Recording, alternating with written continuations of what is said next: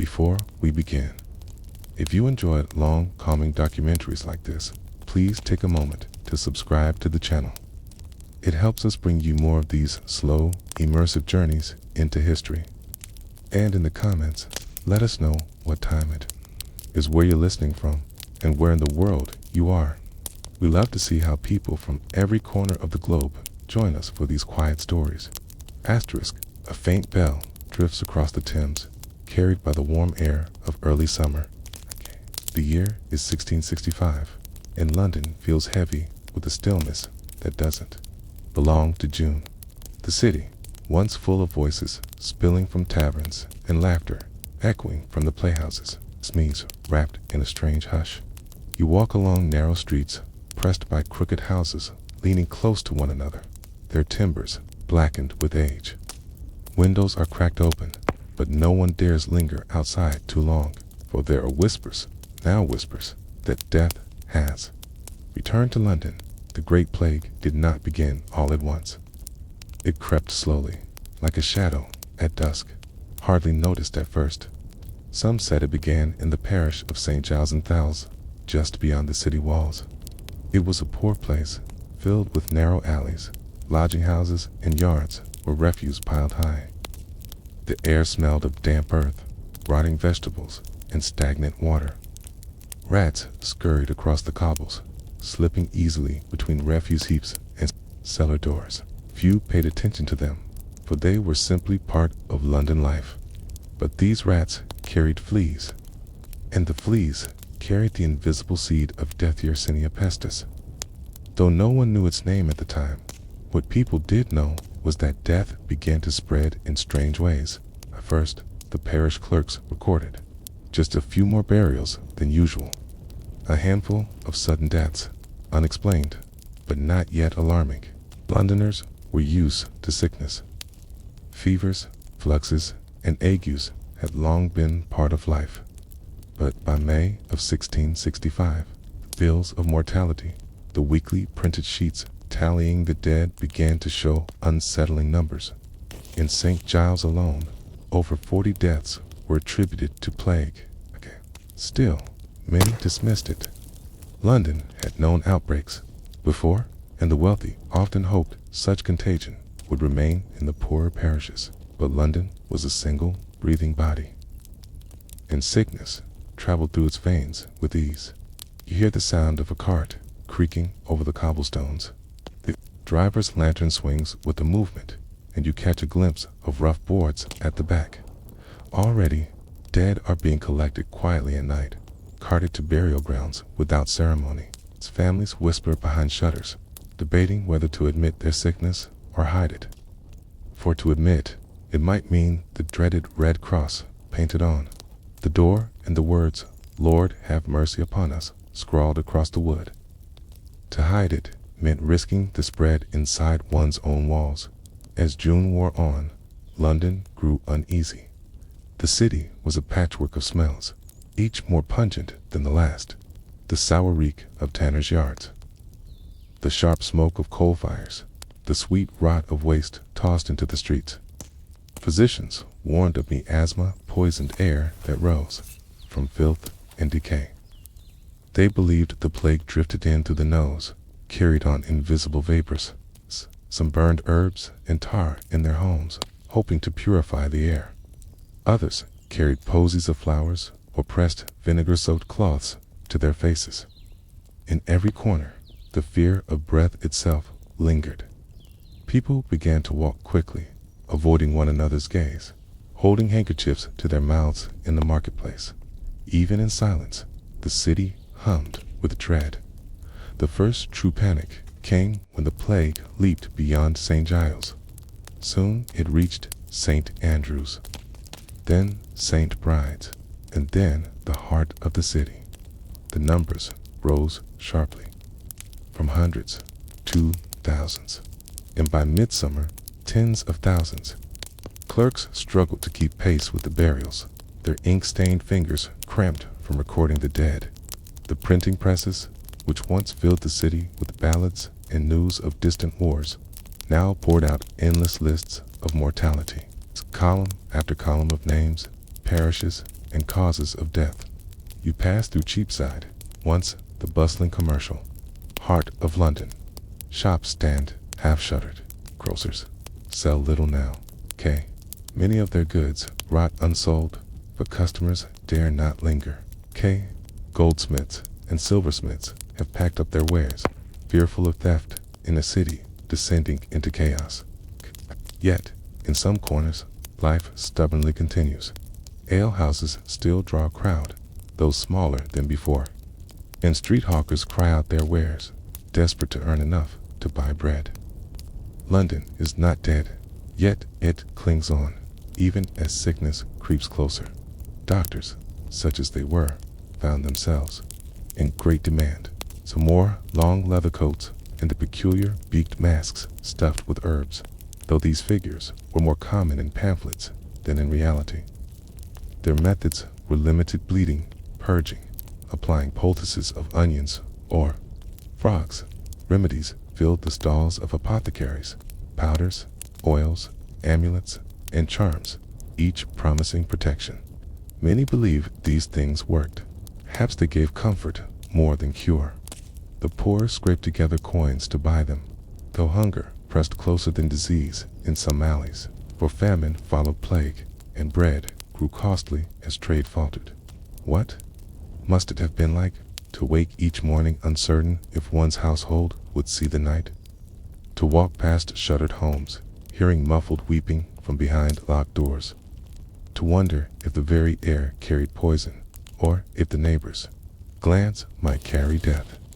The city lived in a strange duality, half alive, half waiting. For while fear spread like fire, so did resignation. People had lived with death before, but never in such numbers. Never with such an invisible hand guiding it. By July, the plague was no longer confined to whispers. It was everywhere. Parish bells tolled constantly, their tones merging into an unending chorus of mourning.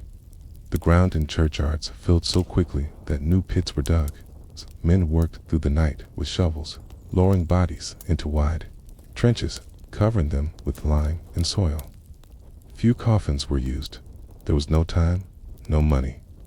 Death had become a routine, almost mechanical, and yet there was no order to its choice. Some households were emptied entirely, every member gone. Others survived untouched, even when neighbors perished on all sides. Such mysteries baffled physicians and preachers alike. Was it God's judgment? Was it chance?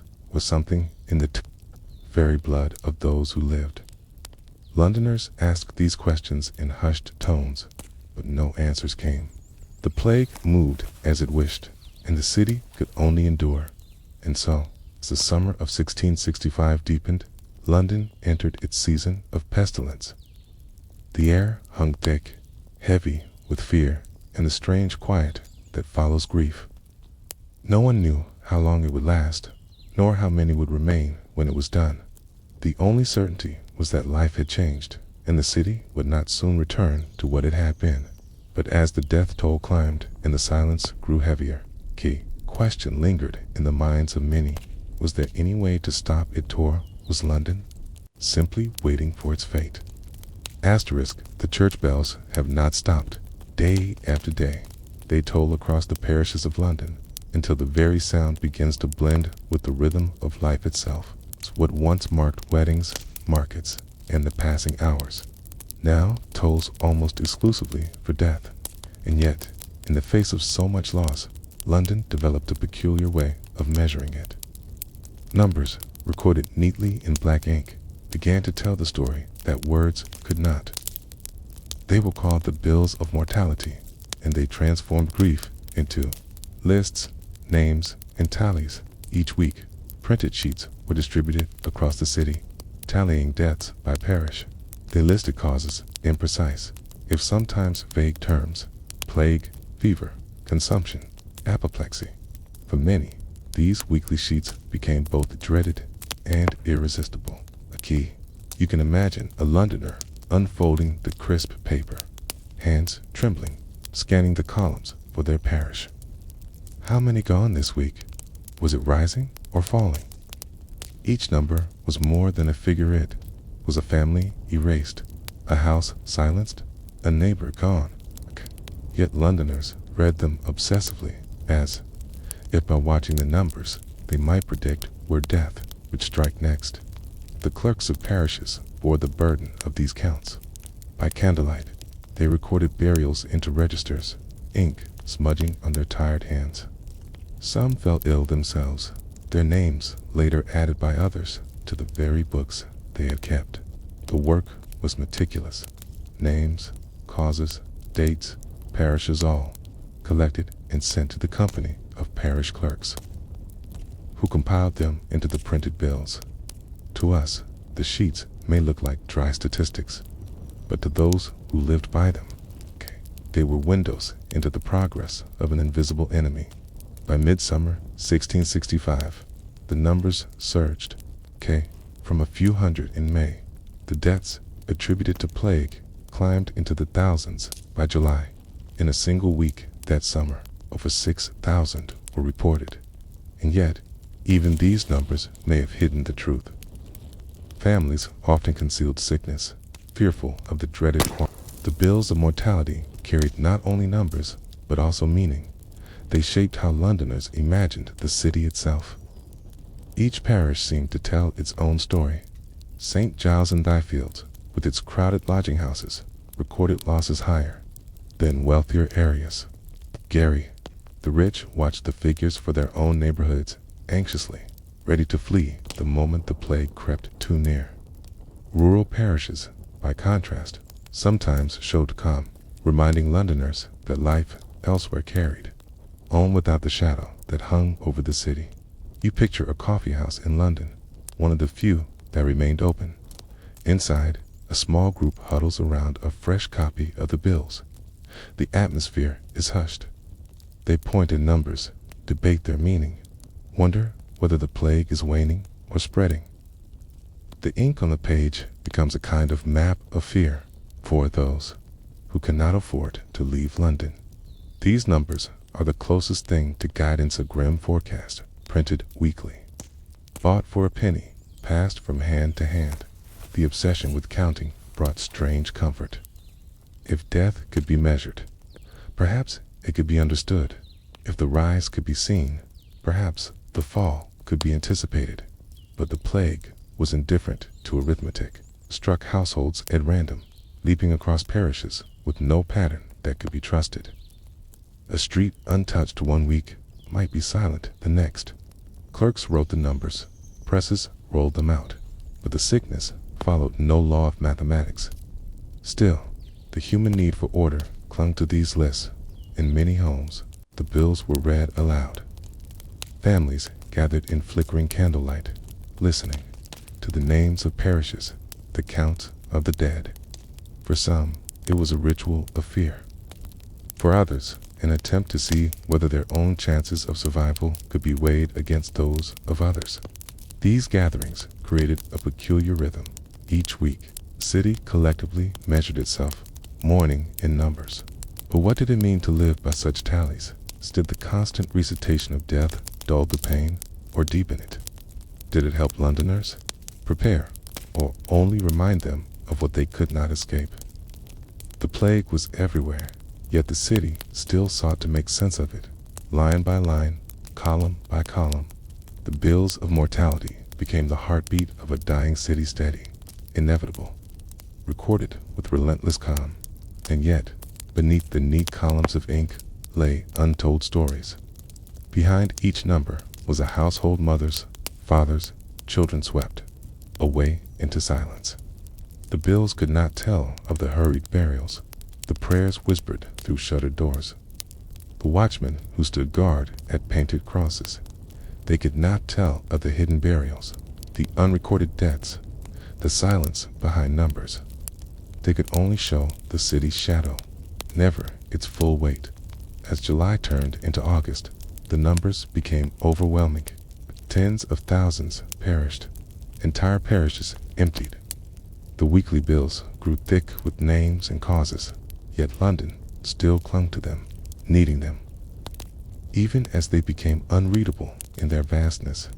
And so, London lived by its lists, turning sorrow into numbers, ink into fear. But numbers did not bury the dead, nor did they protect the living. They only marked time, and time moved forward relentlessly, which leaves us with a lingering question. Whispered across the city as bells continued to toll, if death could not be measured, could it ever truly be understood? Asterisk, the sound of London changes in a plague year, where once the clatter of carts, the laughter from taverns, and the music of street performers echoed along the crooked lanes. By August of 1665, the city had grown unnaturally quiet. Silence became one of the most striking features of plague life. It was a silence broken only by the dull toll of parish bells, the distant rumble of burial carts, and the muffled weeping behind shuttered doors. You imagine walking down Fleet Street on a warm afternoon. The sun glows weakly through a haze of smoke, but the street feels abandoned. The stalls that once filled with goods, apples, cloth, trinket stand, half empty. Some shutters are nailed shut, windows boarded against the world. Dogs roam freely, their masters gone. Cats skulk between refuse heaps. In places, grass even begins to push between the cobblestones, as if nature itself has started to reclaim what fear has left untouched. But the silence was deceptive. Behind closed doors, households suffered in secret. The dreaded practice of marking houses with a red cross and the words, "Lord, have mercy upon us," meant confinement. Watchmen stood guard, day and night, to prevent families from leaving. Inside, sickness often spread unchecked. Husbands to wives, mothers to children, servants to masters. A key, many died not only of plague, but also of hunger, trapped with no one, permitted to bring food except reluctant neighbors or parish officers. Some bribed watchmen to look the other way. Others smashed through back walls or climbed from rooftops to escape confinement. For many, silence hid desperation. The streets also became the stage of another grim ritual, the midnight plague carts. You hear the wheels grinding against the stones, the lanterns swinging faintly in the dark, and the driver's cry, "Bring out your dead," cut through the night like a ritual incantation. Families hurriedly placed shrouded bodies at the doors, sometimes with coins sewn into clothes in the hope of a decent burial. But often, bodies were piled together, carried to mass pits dug in haste. Churchyards filled quickly. Soon, entire fields were turned into plague pits, covered with lime to contain the smell. And yet, not every sound vanished. Street hawkers still cried out, though their voices were weaker now. They soon sold dubious remedies, serves, charms, colored beads, each promising protection. Others sold necessities at high prices, bread, ale, and meat for those who could still afford them. The rich fled, retreating to country estates, leaving their mansions behind with only servants or watchmen at the gates. The poor, left behind, scavenged what they could. In alleys and yards, makeshift markets sprang up, though no one lingered longer than necessary. Exchanges became hurried, silent affairs. Coins dropped into buckets of vinegar for purification before hands touched them. Religion filled the silence as well. Ministers preached in the streets when churches grew too crowded, too feared. Some declared the plague god's punishment for London's sins, urging repentance. Others spoke gently, offering comfort where little could be found. People carried Bibles, recited psalms, whispered prayers at windows. Yet even among the devout, suspicion grew. Some blamed foreigners, others the poor, others the sins of neighbors. Fear made scapegoats of many, as it so often does. By September, the silence deepened further. Mortality reached its peak. In 1 week, nearly 8,000 deaths were recorded, though the true number was likely higher. Entire neighborhoods stood empty, their doors marked, their inhabitants gone. Fires burned in the streets, lit in the belief that smoke would cleanse the air. Tar barrels, herbs, and even gunpowder were set alight, their acrid fumes filling the alleys. The smell of London became almost unbearable. The rot of refuse, the stench of unburied dead, the sharp smoke of desperate fires. Survival demanded strange habits. People carried pomanders of herbs around their necks. Some chewed tobacco constantly, believing it kept the air pure. Others avoided speaking at all, for fear that breath itself carried infection. Gloves became common, even for simple exchanges. Many held their heads high, gazes averted, determined not to brush against one another in the streets. Human closeness, once the fabric of city life, now seemed dangerous. And yet, amid this silence, there was also resilience. Some parishes organized relief, gathering money to feed the poor. Physicians, however limited, continued their work, visiting homes at great risk. Gravediggers labored endlessly, though many succumbed themselves.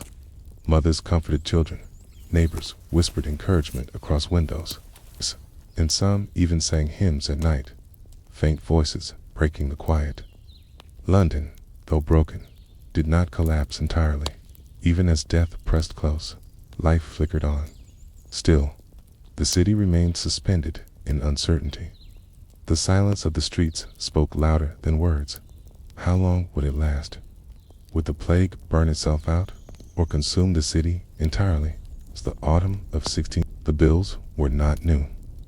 They had first been introduced decades earlier, during earlier outbreaks of plague, as a way to track deaths across the sprawling city. London, with its parishes numbering into hundreds, needed order amid chaos. Its parish clerks recorded each burial, sending their tallies to the company of parish clerks, who compiled them into printed sheets. By 1665, the system was well established, and when the Great Plague descended, the bills became more than a record day, became a mirror of fear. You can imagine the scene on a Thursday morning. A parish clerk sits in his dim office, candle sputtering beside him, quill scratching across parchment. The air smells of ink and tallow. He writes the name of the deceased, the date, the supposed cause of death. Sometimes the cause is clear: plague, smallpox, consumption. Other times it is vague, even poetic: suddenly aged grief. The clerk records each with precision, though he knows the numbers will soon overwhelm him. In some weeks, dozens die within a single parish, in others, hundreds. His task is not to weep, but to count. By Saturday, the printed sheets are ready. Boys carry them through the streets, hawking them aloud. The bill of mortality, the deaths of the week. Londoners gather eagerly, though with dread, to see the figures. They scan the columns for their parish St. Giles, St. Sepulchres, St. Martin's, St. Olivies. They look at the causes. How many marked with plague? How many with fever? Was there a part of the city rising or falling? The bills became a strange kind of weather report, a way of predicting danger, even if danger could not be avoided. And yet, behind these lists was a problem of trust. Families often hid their dead, fearful of the consequences of declaring plague. Quarantine meant confinement, red crosses on doors, and watchmen stationed outside. To admit a plague death was to risk ruin. Many instead reported vague causes: fever, consumption, aged, hoping to avoid notice. Thus, the numbers, while terrifying, were never the full truth. Still, they were enough to shake the city. The obsession with the bills spread across social classes. In coffee houses, men debated the meaning of the latest figures. In markets, women whispered about the rising tolls in neighboring parishes. Ministers used them in sermons, declaring the hand of God visible in the numbers. Even the royal court, far from London, received them, studying the mortality as if reading the health of the kingdom itself. For ordinary Londoners, the bills shaped daily life. If plague numbers rose sharply in one parish, People avoided its markets, its streets, its churches. Fear carved invisible walls across the city. Some neighborhoods became deserted, avoided even by those who once lived nearby. The numbers dictated movement, shaping where people walked, where they dared to linger, where they sought to flee. But what did it mean to reduce lives to lists? Each number was a household emptied, a story ended. Yet the bills allowed no room for grief, no space for names or memories. They transformed sorrow into columns of ink, giving the illusion of order to what was chaos. For some, that order brought comfort. For others, it felt like erasure. And still, the city read them week after week, month after month. The bills became the heartbeat of plague-time London, measuring the city's decline with unwavering precision. And as the numbers grew, Londoners could not help but wonder, if the bills kept rising, how long before there was no one left to read them? Asterisk, the bills of mortality were not conjured from nowhere. Behind every printed sheet lay hours of painstaking labor carried out by the parish clerks of London. These men, little remembered now, became the silent accountants of death during the plague year of 1665. Their pens scratched across parchment by candlelight, their records passed from parish to press, their tallies spread across the city like whispered news. In their hands, death became numbers, measured, ordered, made legible. Imagine one such clerk in a small, stuffy office at the back of a parish church. The walls are lined with registers, their leather covers worn, their pages filled with years of baptisms, marriages, and burials. On his desk sits the fresh register of burials, already thick with entries, though the year is barely half over.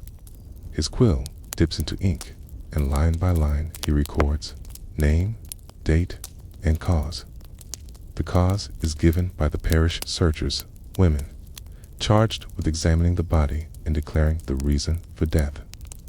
These women, often elderly widows, were chosen for their experience, not for any medical training. They peered at bodies in candlelight, noting swellings, discolorations, or signs of disease. Their judgment, however imperfect, determined what the clerk would write. Plague. They might whisper, seeing the dark swellings of buboes. Or perhaps, to avoid quarantine, a family would insist it was spotted fever or consumption. The clerk recorded what was given, even when doubt lingered. Accuracy mattered less than regularity. The bills had to appear each week, without fail. By Thursday, the registers from each parish were gathered by the company of parish clerks. Messengers carried them across the city, past shuttered houses and silent streets, to the hall of the company near Cripplegate. There, clerks compiled the totals. Parish by parish, death was reduced to neat columns. Numbers were added, causes summed, and the master list prepared. On Saturday, the printers set the type, the presses turned, and the sheets were ready for sale. For a penny, anyone could purchase the story of the city's dead. Accuracy was always in question. Families concealed plague deaths to avoid the dreaded Red Cross and watchmen. The searchers themselves were sometimes bribed to write a gentler cause. And yet, despite distortions, the trend was unmistakable. The bills showed the rise and fall of death, week by week, parish by parish, like a grim tide chart. They could not be denied. For Londoners, these sheets were more than information. They were prophecy.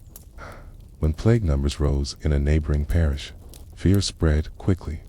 Merchants avoided certain markets, families kept to their own lanes, and some fled the city entirely. When numbers dipped, hope flickered, even if only briefly. The bills became a collective ritual, studied in taverns, debated in coffee houses, read aloud in homes by candlelight. They also became political tools. Authorities used them to justify quarantines, pest houses, and harsh measures. Preachers used them as moral warnings, pointing to numbers as evidence of God's judgment. Physicians and apothecaries used them to market remedies, reminding customers of rising tolls and promising safety in powders, oils, and charms. Even those in the royal court, far from London, studied them, gauging whether the city still functioned. There is a strange comfort in numbers. To see death made measurable gave the illusion of control. The rising curve seemed to suggest a pattern, even if none truly existed. Perhaps Londoners thought if the numbers climbed, they would surely fall again. Perhaps the bills were not only a mirror of suffering, but also a faint promise of survival. But behind each digit lay countless hidden stories. A household silenced, a shop closed, a child buried in haste. The clerk's quill captured none of these details. He reduced them to ink and number, line and total, stripping sorrow into arithmetic. And yet, without these men and their registers, the memory of London's plague might have dissolved into silence. Their work preserved the outlines of the tragedy, even if it could never capture its full weight. So the clerks continued, week after week, tallying the endless stream of names, trusting their neat columns to speak for them. And as the numbers grew unbearable, one question lingered across the city. Were these lists a record of the past or a warning of what was still to come? Asterisk. The bell of St. Paul's Cathedral strikes, low and heavy, rolling across the rooftops of London. In the hush that follows, a boy in tattered clothes calls out in the street, the bill of mortality. This week's dead. His voice cuts through the silence, and people gather hesitantly, coins in hand. For a penny, they receive the small printed sheet that has become both dreaded and indispensable. The bills were no longer just records. They had become maps of survival. K. In plague-ridden London, each column of numbers was studied with the care of a sailor reading stars. K scanned the sheet, eyes fixed on their parish, St. Giles, St. Sepulchre's, St. Martin in the Fields. If plague deaths there had doubled, fear spread instantly. If the numbers dipped, hope sparked. It's fragile, but real. Asterisks. You picture a household by candlelight, shutters closed, the air thick with the smell of vinegar-soaked cloths. A father unfolds the bill, his hands trembling slightly. The family leans in. He reads aloud. This week, 6,987 dead, of which 6,102 by plague. The words hang in the room like smoke. A gasp escapes from the mother, while the children sit silent. They all know families in neighboring lanes who are now gone. The numbers on the page are not abstract. They are the shape of daily life, the shadow of tomorrow. In coffee houses, men debated the meaning of the bills with the intensity of politicians. Were the numbers accurate? Did they truly represent the scale of death? Some argued that families lied, hiding plague deaths as fevers to escape quarantine. Others insisted the figures were inflated, made worse to frighten people into obedience. The truth lay somewhere in between, but none could deny the pattern, the relentless rise of plague sweeping parish by parish. Asterisk.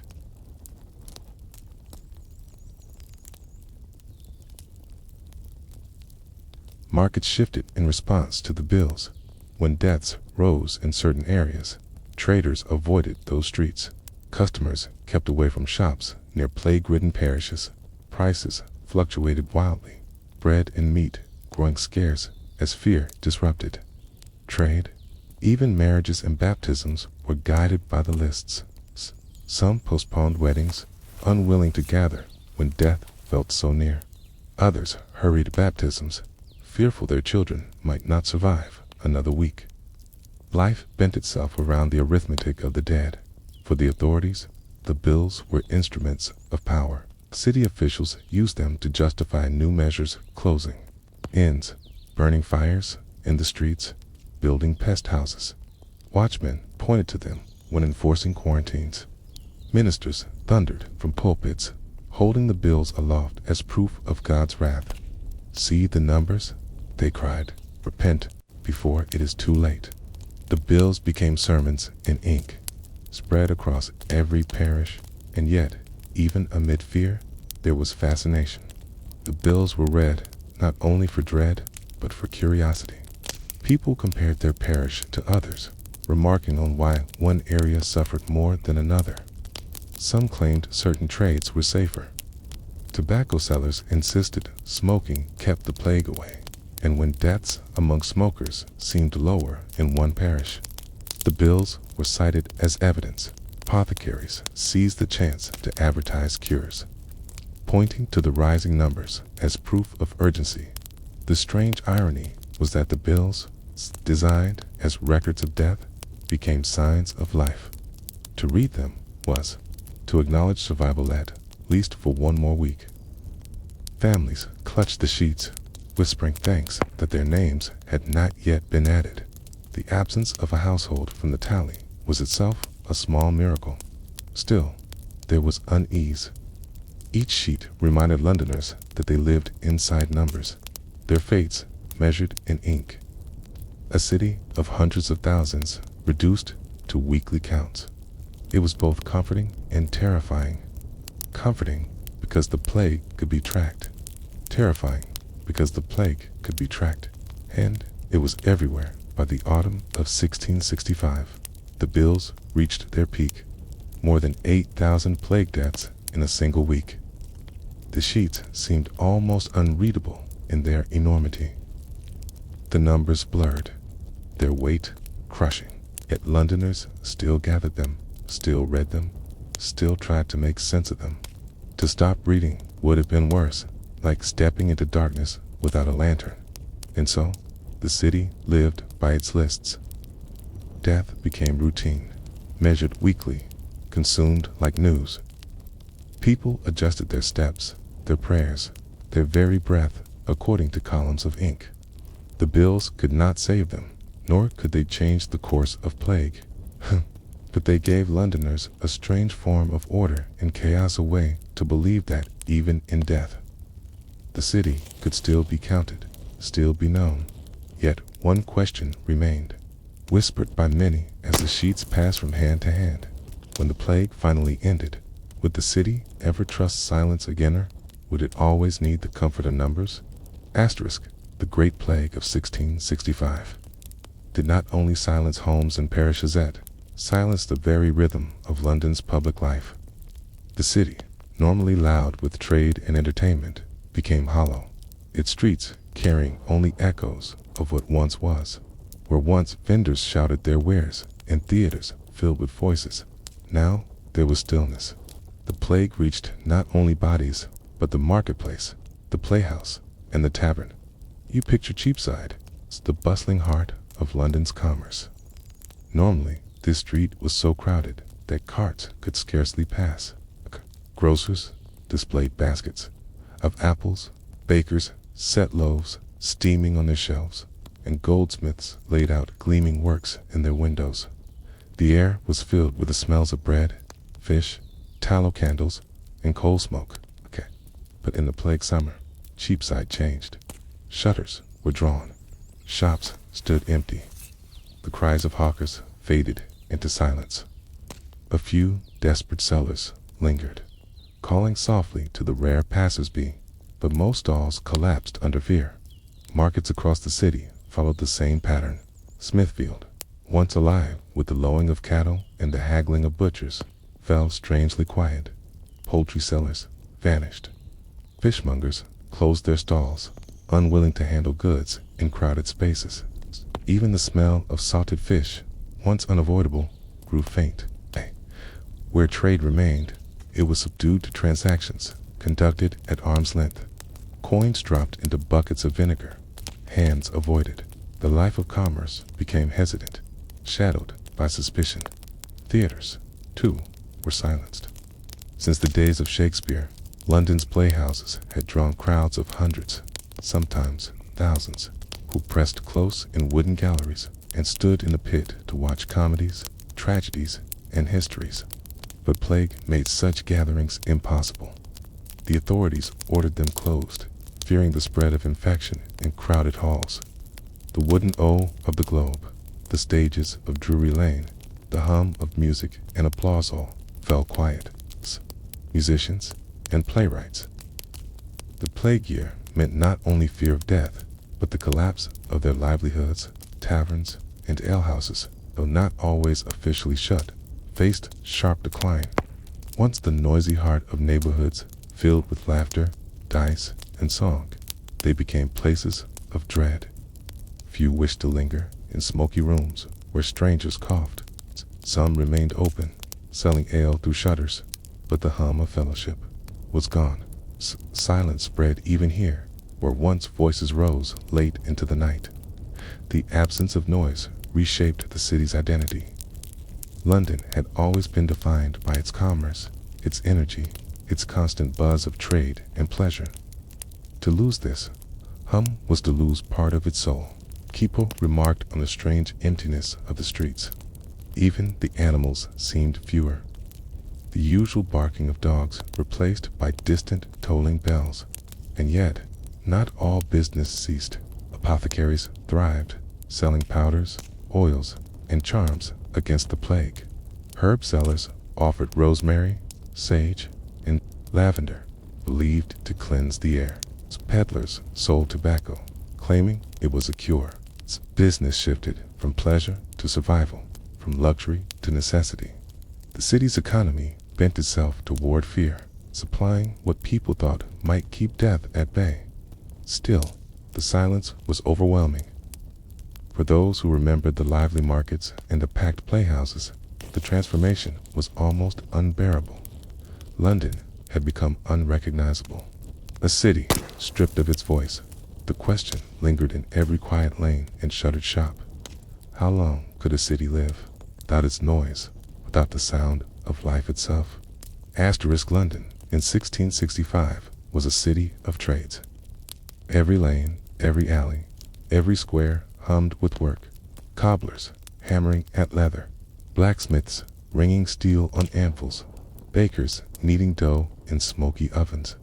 To walk through the city was to walk through the sounds of labor itself. But in the plague year, those sounds fell away. The trades that bound London together began to collapse, one by one, as fear of sickness outweighed the need for goods. Take the cloth trade, for instance. London had long thrived on the making, selling, and wearing of cloth. Drapers displayed rich fabrics in their shops, tailors stitched garments in dim workshops, and hawkers carried bolts of material through the streets. Yet, in plague time, no one sought new clothes. Fear outweighed fashion. Tailors shuttered their shops' apprentices, fled, and fabric sellers let bolts gather dust. Only shroud makers prospered, for linen was always needed to wrap the dead. The food trades faced harsher struggles. Bakers still lit their ovens, for bread was essential. But the price of flour soared as trade slowed in fields outside the city. Went untended. Butchers at Smithfield saw their trade collapse as people avoided meat stalls, fearing corruption or contamination. Fishermen hesitated to bring catches to the city, and when they did, customers were few. Even grocers, who once thrived on imported good spices, sugar, dried fruit saw their supplies cut off as ships avoided London's ports. Hunger crept in as steadily as the plague. The entertainment trades suffered most of all. Actors, musicians, and ballad singers found themselves suddenly without work. With theaters closed by order, actors dispersed, some taking to country towns, others simply fading into poverty. Music, once heard in taverns and on corners, grew scarce. Ballad sellers, who once hawked songs and stories printed on cheap sheets, turned instead to selling remedies or even carrying plague victims to burial for a wage. The city's voice of song was silenced. Craftsmen fared little better. Blacksmiths, carpenters, glaziers, many lost customers as houses were left to decay. Work remained for coffin makers and grave diggers, but little else. In some parishes, carpenters were pressed into building coffins by the dozen. their shops turned into factories of mourning. For others, there was simply no work at all. Apprentices scattered, masters closed their doors, and entire trades seemed to pause.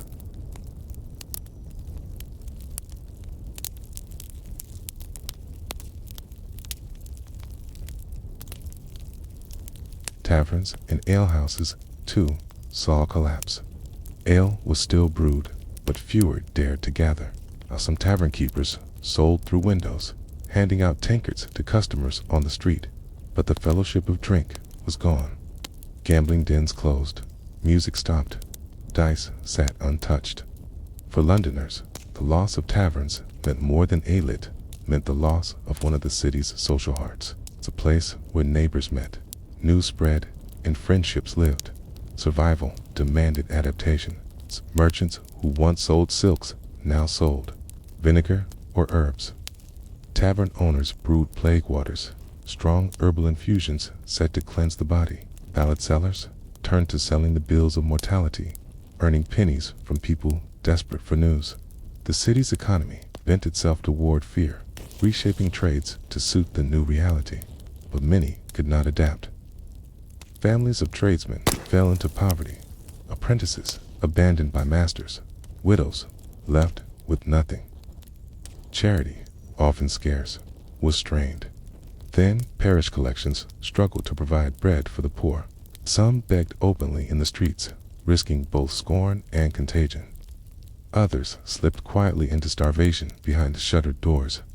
The silence of the streets was not only an absence of sound, it was an absence of livelihoods. The collapse of trades left London not only grieving, but weakened. Work, once the lifeblood of the city, had drained away, leaving households hollow, and as families watched their trades vanish. A thought pressed in on them all. If the plague spared their lives, what kind of life would remain to return to? London had always been noisy. It was a city defined not only by its sights and smells, but also by its constant din. The calls of hawkers in the markets, the hammer of tradesmen at their benches, the songs of ballad sellers drifting through the lanes, the laughter spilling from taverns, the thunder of applause in the theaters, all blended into a restless, living soundscape. But in the plague year of 1665, that soundscape broke. The silence was not merely absence. It was presence, heavy and unnerving, pressing on the city like a weight for those who lived through it. The loss of sound carried deep meaning. The empty streets spoke of more than disease. They signaled the collapse of fellowship, the suspension of joy, the interruption of work. London without noise felt like a body without breath. People remarked on how strange it was to hear their own footsteps so clearly echoing along lanes where once the voices of dozens would have overlapped. Even the animals seemed muted. Dogs scavenged quietly, carts rolled more rarely, and birdsong felt sharper in the stillness. Theaters, once the pride of London's culture, became ghostly reminders of what had been. Their wooden frames stood, silent, their stages unused, their players scattered. Playhouses had always been more than entertainment. They were gathering places, spaces where stories bound Londoners together. To lose them was to lose a shared voice, without comedies, tragedies, and histories to mirror their own lives. The city seemed less able to reflect itself. Markets, too, carried this silence. They had been the heartbeat of neighborhoods, places where gossip flowed as freely as goods. But now, stalls stood abandoned, and exchanges were hurried, stripped of chatter. The rhythm of bargaining, the laughter of children underfoot, the arguments of merchants all faded. A purchase became a transaction in whispers. Coins dropped silently into vinegar, hands withdrawn quickly. The market's role as a stage of community life dissolved. Even taverns and alehouses, the lungs of London's fellowship, fell quiet. Where once music and merriment spilled into the night, only silence remained, broken by the occasional clink of a tankard handed through a shutter. Friendship became dangerous. Company, a risk. The loss of alehouse fellowship meant more than thirst. It meant the loss of the conversations, songs, and bonds that sustained communities in hardship. The silence reshaped people's sense of the city itself. London became smaller, fragmented. Families kept to their houses, parishes kept to themselves, and the city that once thrived on mingling now lived in separation. Fear carved invisible walls where noise had once connected. Sound had been a form of trust. Its absence marked the spread of suspicion, and yet the silence also revealed resilience. In some parishes, neighbors sang hymns together from windows, voices faint but carrying across empty streets.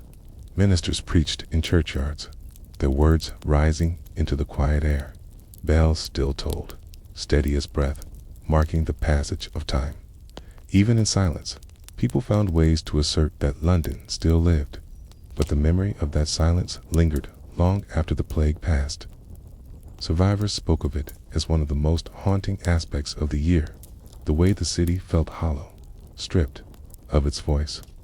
For London was not only its buildings or its people, it was its noise, its ceaseless hum of life. To lose that was to lose part of its soul. And so, when shops reopened, when theaters filled again, when taverns once more rang with laughter, the noise of London returned with a new sharpness, remembered as fragile, as something that could vanish. The silence of 1665 had taught the city that its voice could be lost, which leaves us to wonder, was London ever the same again? Did the memory of silence forever echo beneath its noise? Its asterisks, the streets of plague-stricken London carried many sights, but none struck fear so sharply as the red cross painted on a door, thickly brushed in fresh paint, often accompanied by the words, "Lord, have mercy upon us." The mark announced to all who passed that plague had entered that household. To see it on one's own home was a sentence. Confinement, isolation, and the slow dread of waiting. Quarantine in 1665 was not a matter of choice. The city's authorities enforced it with watchmen stationed outside marked houses to prevent anyone from leaving. A sickness was declared. The household was sealed. No one entered, no one left. Windows were shuttered, doors barred, and lives locked inside. The cross was both a warning and a prison. You can picture the moment of marking. Parish officer arrives, paint pot in hand, accompanied by a watchman. Neighbors gather at a distance, whispering. The brushstrokes are quick but decisive read, against wood, glaring in the pale light. The words are added beneath. When the officer leaves, silence settles. The household is no longer part of the street. It is cut off, marked by death, shunned by passers-by. Inside, the experience was brutal. Families lived in confinement, sickness spreading room to room. Watchmen patrolled outside, charged with ensuring no one escaped. Some were honest, standing their posts faithfully, delivering food or drink left by parish orders. Others were cruel, extorting money, accepting bribes to allow a secret exit, or abandoning their watch entirely. Londoners distrusted them, yet depended on them, for within those painted houses, survival often rested on whether the watchman was honest or corrupt. The rules of quarantine were harsh. Entire households were confined, even if only one member showed plague symptoms. Servants, masters, children, all were locked together. Some recovered, many did not. Hunger often became as dangerous as disease, for parish relief was slow and uncertain.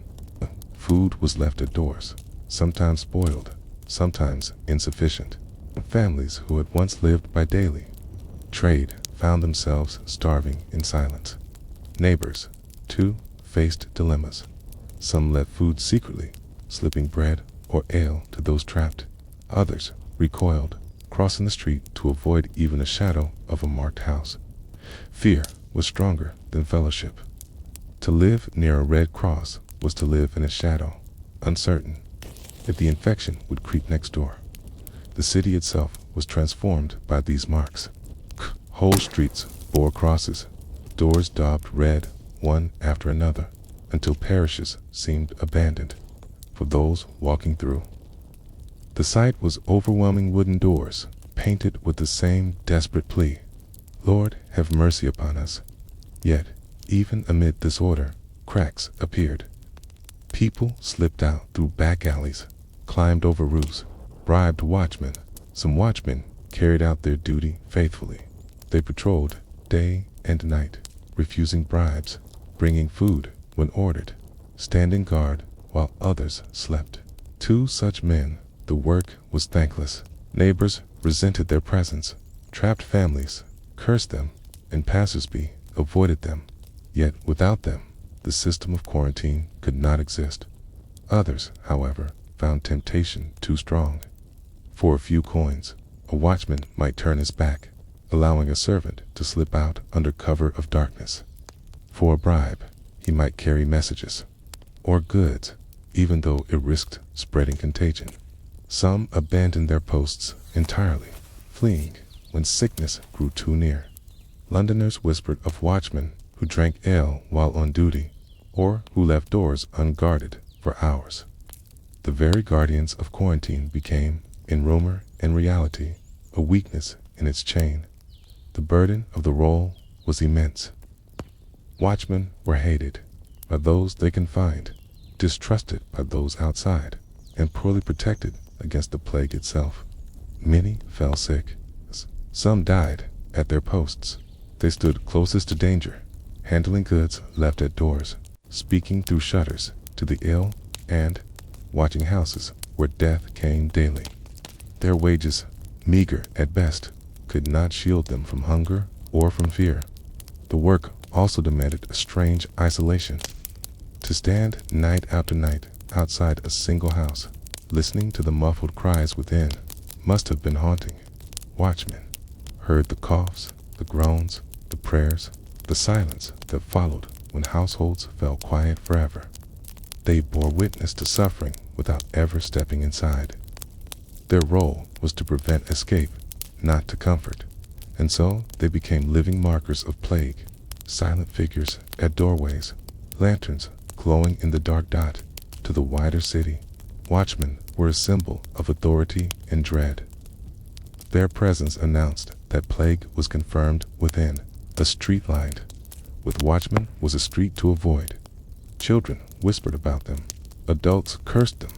Preachers reminded their flocks to obey them. They embodied the city's attempt to impose order on a crisis that defied control. Yet, behind every watchman was a human story. Many were fathers trying to feed their families, men who would not otherwise have chosen such work.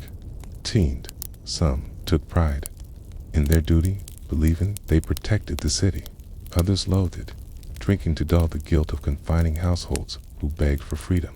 Between integrity and corruption, between duty and desperation, the figure of the watchman wavered. And so, London lived with them, resented them, bribed them, relied on them. They were the hinge between sickness and survival, between the city's rules and the people's defiance. But one question hovered over every lantern-lit doorway. Could watchmen truly hold the plague at bay, or were they merely the city's illusion of control against an unstoppable force? Asterisk to be shut in was, for many Londoners, worse than the plague itself. The red cross on the door marked not only infection, but captivity. Whole families were sealed inside, the door fastened from without, guarded by a watchman whose footsteps reminded them of their prison. Inside such houses, life bent under pressure. The sick lay in beds, fevered, with swollen buboes, while the healthy waited in dread for symptoms to appear. Servants, who had once cared for masters, now shared their fate, trapped in the same air, the same rooms, with no chance to flee. Children sat silently in corners, watching parents weaken. The air grew foul, windows closed tight, fear hanging heavier than smoke. For some, the waiting was unbearable. Quarantine was meant to protect the city, but it often condemned households to death. If one member fell ill, the rest were forced into confinement, even if still healthy. Some perished not from plague, but from hunger, neglect, or despair. Food deliveries were irregular, and when they came, they were often insufficient. Neighbors, fearful of contact, sometimes left bread or ale at a distance, but many turned away. Entirely inside, the sound of coughing mingled with silence, broken only by the tolling bells outside. Escape was common. Families bribed watchmen, slipped through back walls, or climbed onto roofs. Such acts were condemned, but desperation overruled law. To remain was to risk certain death. To flee was to risk spreading it. Authorities punished escape harshly, yet the plague spread regardless. The city's control cracked at every door, where paint had dried. The psychological toll was immense. To see the cross painted on one's door was to see judgment, to feel abandoned. Families felt branded, as if cursed. Children grew up watching neighbors cross the street to avoid their homes, hearing whispers of doom. Even survivors carried the memory of confinement, the scrape of the brush painting the cross, the watchman's silhouette outside, the long days of waiting in silence. For watchmen, too, the cost was heavy. They bore the anger of the confined, the suspicion of neighbors, the contempt of the city. Some endured violent stones thrown, threats shouted, even attacks by those desperate to break free. Others fell sick themselves, infected while handling goods or speaking through shutters. Their wages barely sustained their families, and when they died, replacements were quickly found. They were not honored, only used. The image of the painted door lingered long after the plague ended. Survivors remembered streets lined with red crosses, words of mercy scrawled again and again. They remembered the feeling of walking past house after house, each one silenced, each one shut. The mark came to symbolize not only plague, but helplessness.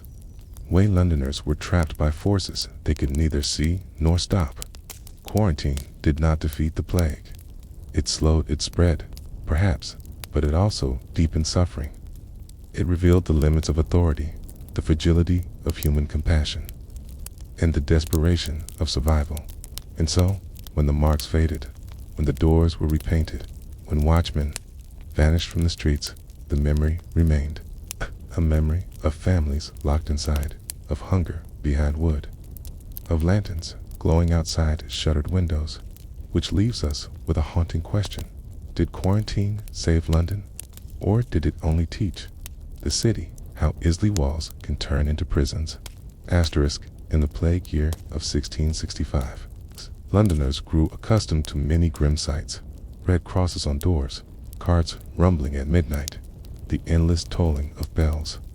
But among the most haunting were the figures of the plague doctor's men who walked the streets in long leather coats, faces hidden behind masks with long, bird-like beaks.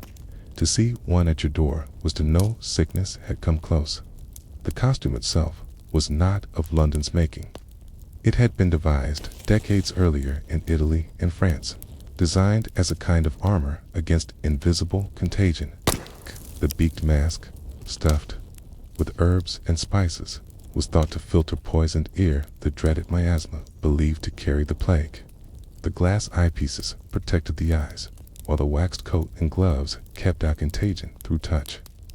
In their hands, the doctors carried canes, not only as tools for examining patients from a distance, but also as symbols of authority, marking them as professionals in a time of panic.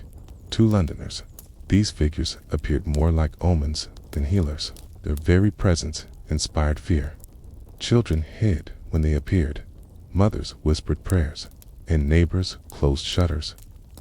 The mask, with its hollow eyes and curved beak, looked less like medicine and more like death-given form. Yet plague doctors were not uniform. Some were licensed physicians hired by parishes or city officials to attend the sick. Many more, however, were not trained at all. They were opportunist men who saw profit in despair, offering their services for pay. They promised cures, advised households, and oversaw the dead, but their skills were doubtful at best. Poor families, desperate in confinement. Even a man in a mask felt like hope. Asterisk, their treatments were a mixture of tradition, superstition, and guesswork. Some bled patients, drawing bowls of blood to balance the humors. Others applied poultices of onions, herbs, or even live animals to swellings. Many prescribed strong-smelling substances, vinegar, camphor, tobacco, believing they could drive out the pestilence. Results were rarely successful.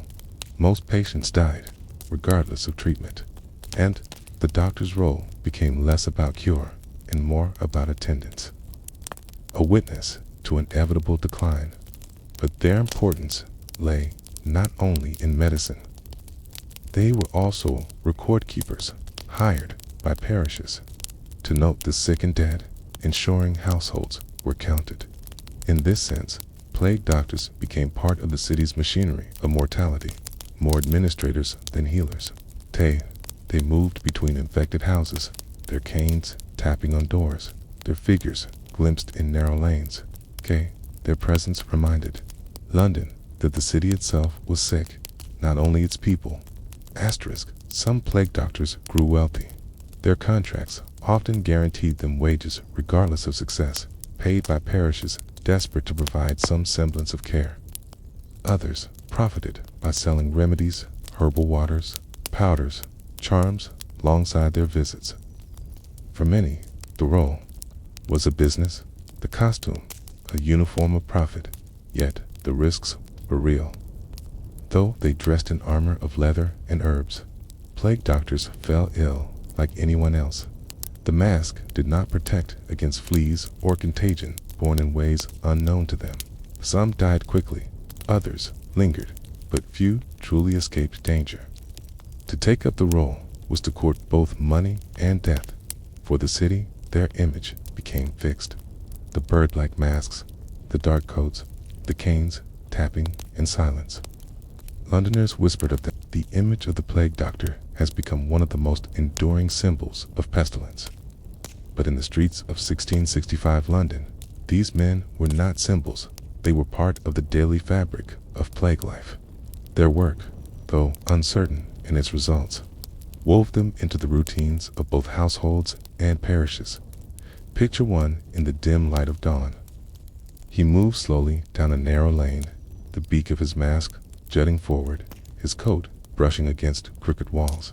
A watchman nods as he passes, for the doctor is permitted entry where others are barred. He raises his cane and knocks on a door painted with a red cross. Inside, a family waits. The father lies ill, buboes swelling along his neck. The mother clutches children close, eyes wide with fear. The doctor enters, his figure strange and solemn. He does not touch the patient directly. Instead, he uses the tip of his cane to lift the blanket, to point to the swellings, to signal instructions. His presence is both comfort and dread. Comfort, because someone has come. Dread, because he looks like death itself. The treatments he prescribes are drawn from a mixture of ancient theory and local custom. Bleeding is common. He may set a bowl beside the bed, nicking a vein to let the corrupted blood flow. Some patients are purged with strong laxatives or made to vomit with bitter draughts in the belief that poisons can be expelled. Others are given poultices of onions, garlic, butter, or figs applied to swellings to draw out the infection.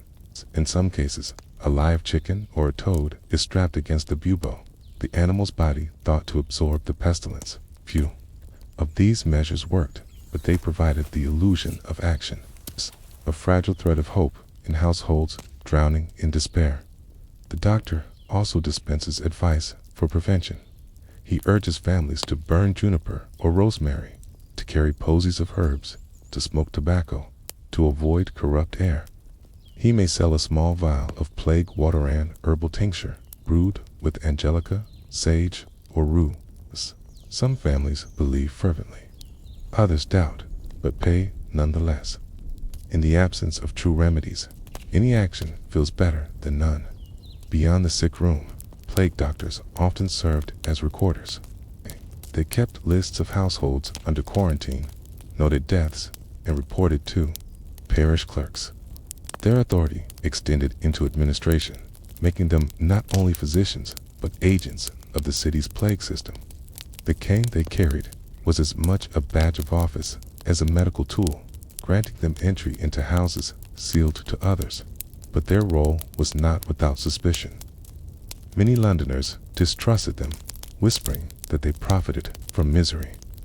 It was said that some exaggerated sickness to sell more remedies, or that they abandoned patients when death drew near.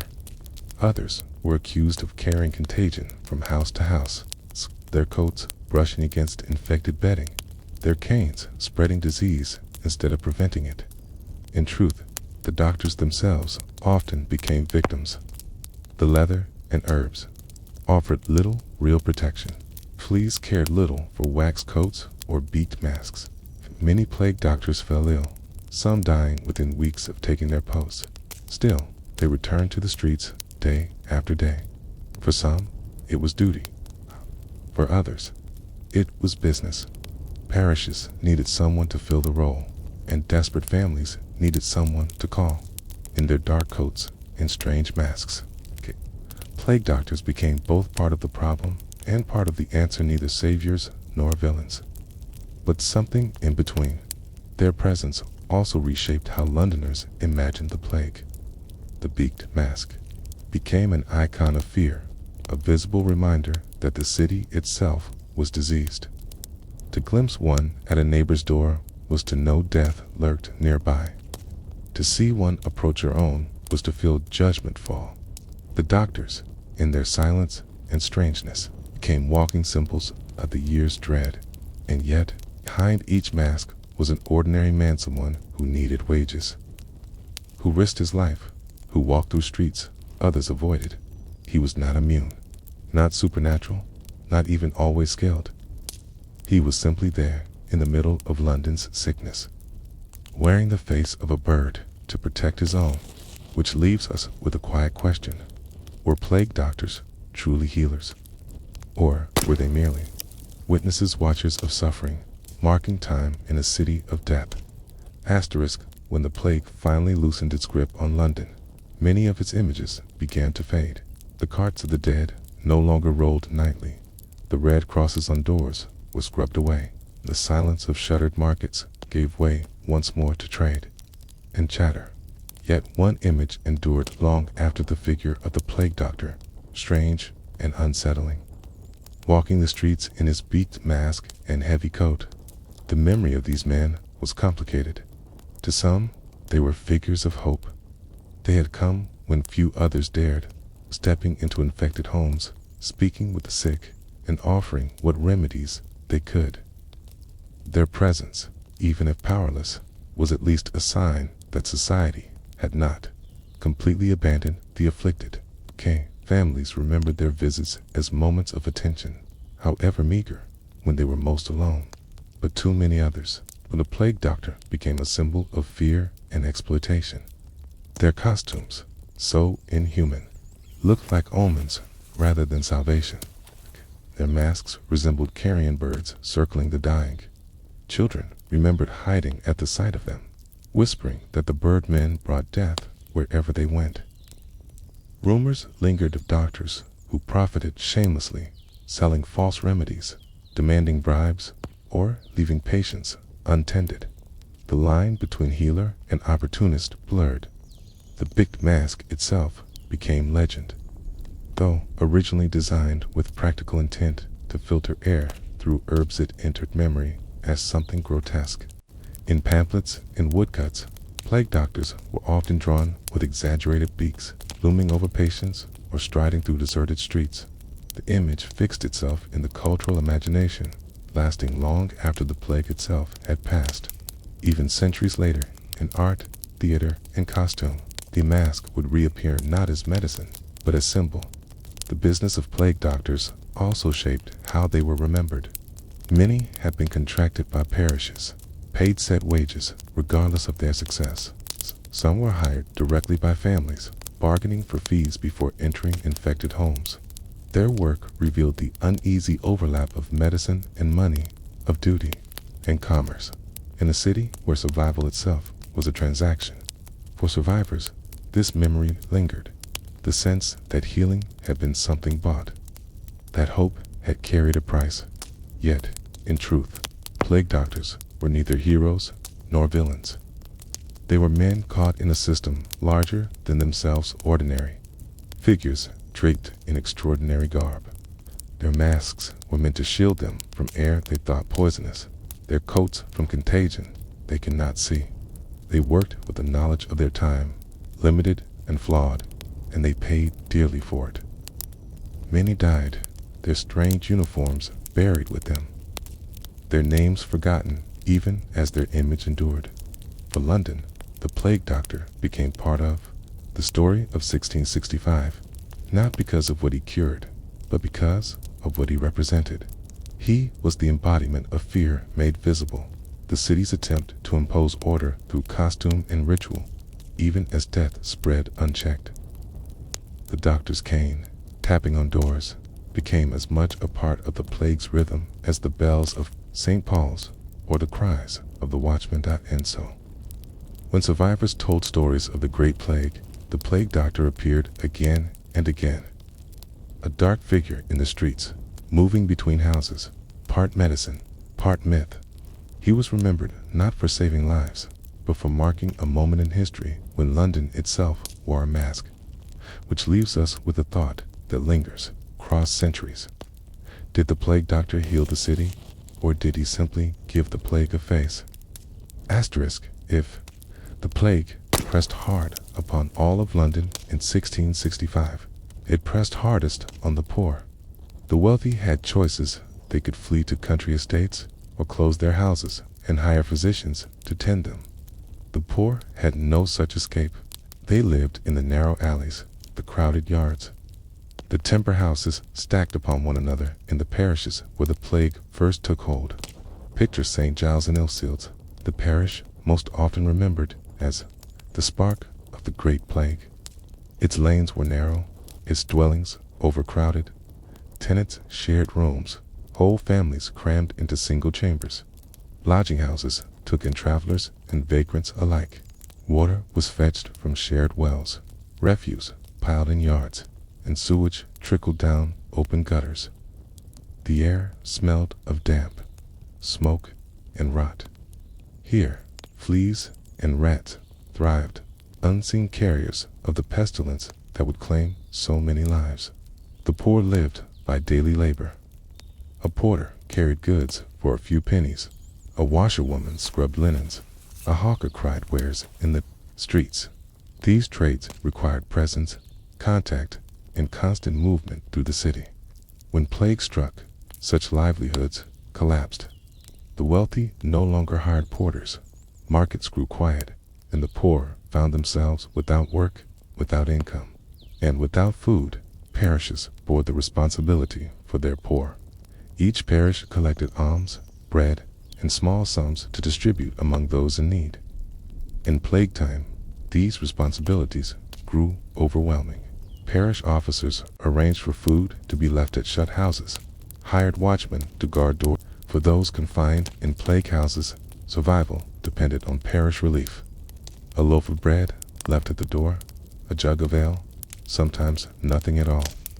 Stories spread of families starving within, waiting for parish aid that never came. Others begged from windows, calling to neighbors, offering possessions in exchange for food. The poor, already living on the edge, now found themselves abandoned at the moment of greatest need. Some parishes tried to stretch their resources. Collections were taken in churches, though congregations were small. Wealthier parishioners were pressed to give more, but many had already fled the city. Funds dwindled, and officers struggled to balance the demands of quarantine, burial, and relief. Corruption crept in money-pocketed, bread sold instead of given, supplies diverted to friends. The poor, as always, bore the weight in the alleys. Fear mingled with necessity. Mothers still fetched water, though wells were suspected of carrying contagion. Children still played in yards, though death lurked behind doors. Hawkers still cried wares, though buyers were scarce. Life could not simply stop, even as sickness crept closer. Poverty did not allow for stillness. The poor had to move, to trade, to beg, or to starve. Yet the resilience of the poor was remarkable. They shared what little they had: a crust of bread, split between families, a jug of ale passed hand to hand. Neighbors whispered encouragement across windows, sang hymns in unison from their homes, prayed together at a distance. The bonds of poverty became bonds of survival. For many, it was only through one another that they endured. But the memory of these alleys was grim. When the plague was over, survivors recalled not only the sickness, but the hunger, the neglect, the abandonment. They remembered the cries from shuttered windows, the children left orphaned, the parish aid that arrived too late.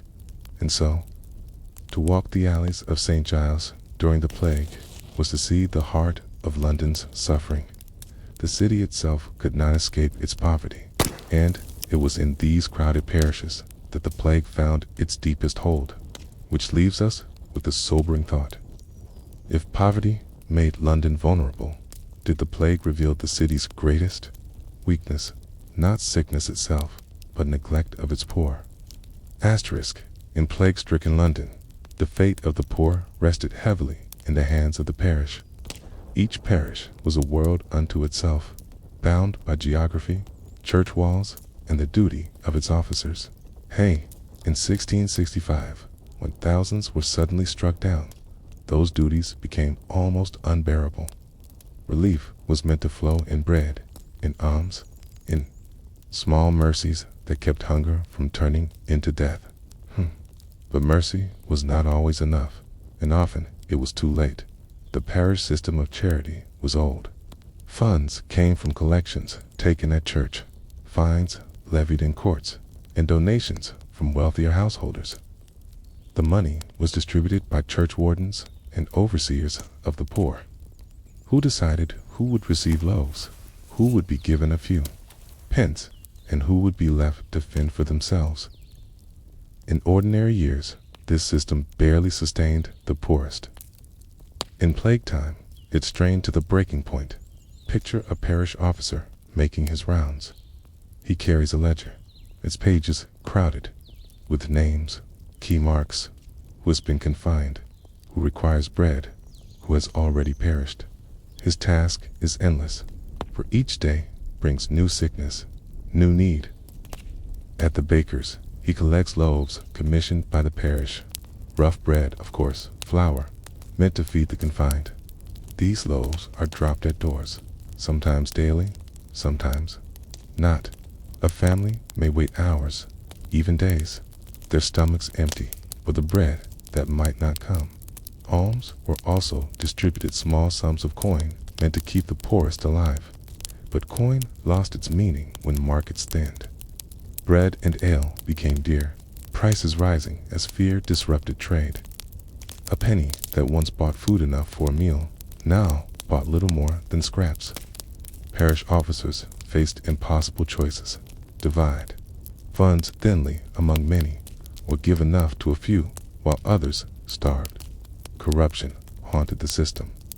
Some officers pocketed funds, others favored friends or relatives. Rumors spread of loaves sold rather than given, of widows denied help, while wealthier parishioners, servants, received aid. For the poor, who had no voice, such failures meant hunger layered upon fear. To be confined in a plague house with sickness inside and no bread at the door was a fate as cruel as the plague itself. Yet, there were acts of genuine charity. Wealthier Londoners who remained sometimes gave generously, paying for food to be distributed or for orphans to be clothed. Ministers urged almsgiving, declaring it the Christian duty in a time of judgment. Collections were taken for widows, for children left without parents, for the digging of mass graves. Neighbors slipped bread through windows, left jugs of ale at doors, shared crusts between households, in the alleys of poverty.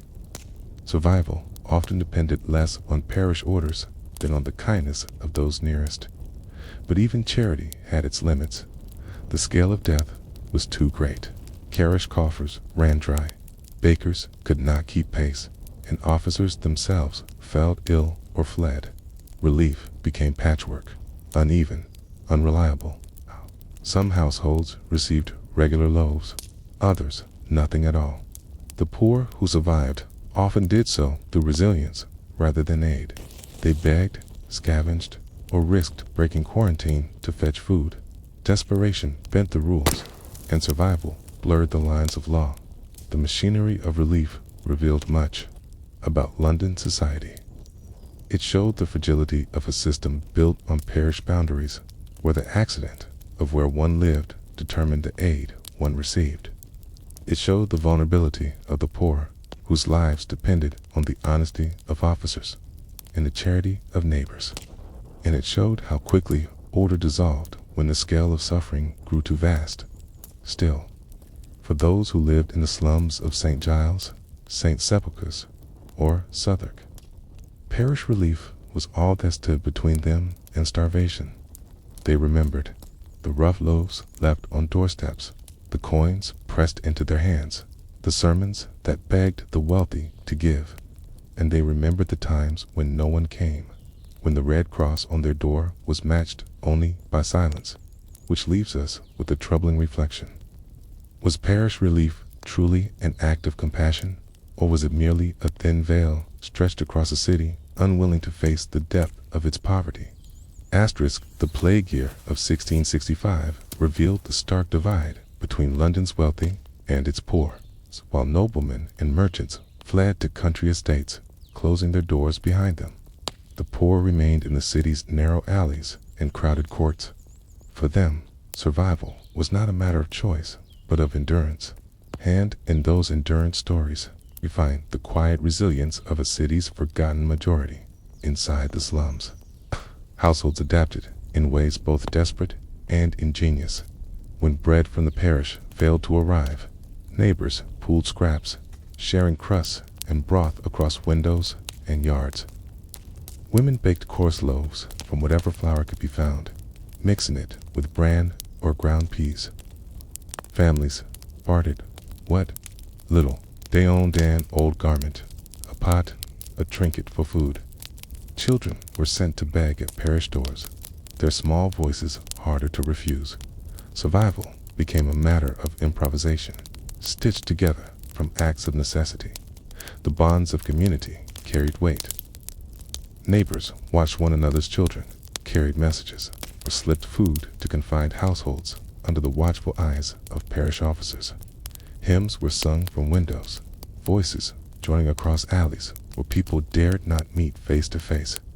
Prayer became a shared language, echoing through the slums in whispered psalms. Even when death was near, people reached for one another, always with hands, but with words, with songs, with glances from across the street. Yet resilience was tempered by immense loss. The poor were struck hardest by the plague spread, their crowded dwellings breeding grounds for fleas and contagion.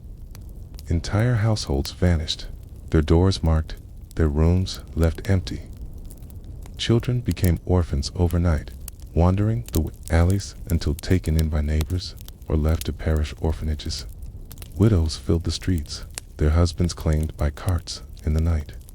For many, the plague did not only bring death, but dismantled the fragile structures of family and trade that sustained their lives. The resilience of the poor was also marked by labor. While the wealthy hid away, it was often the poor who carried the city through.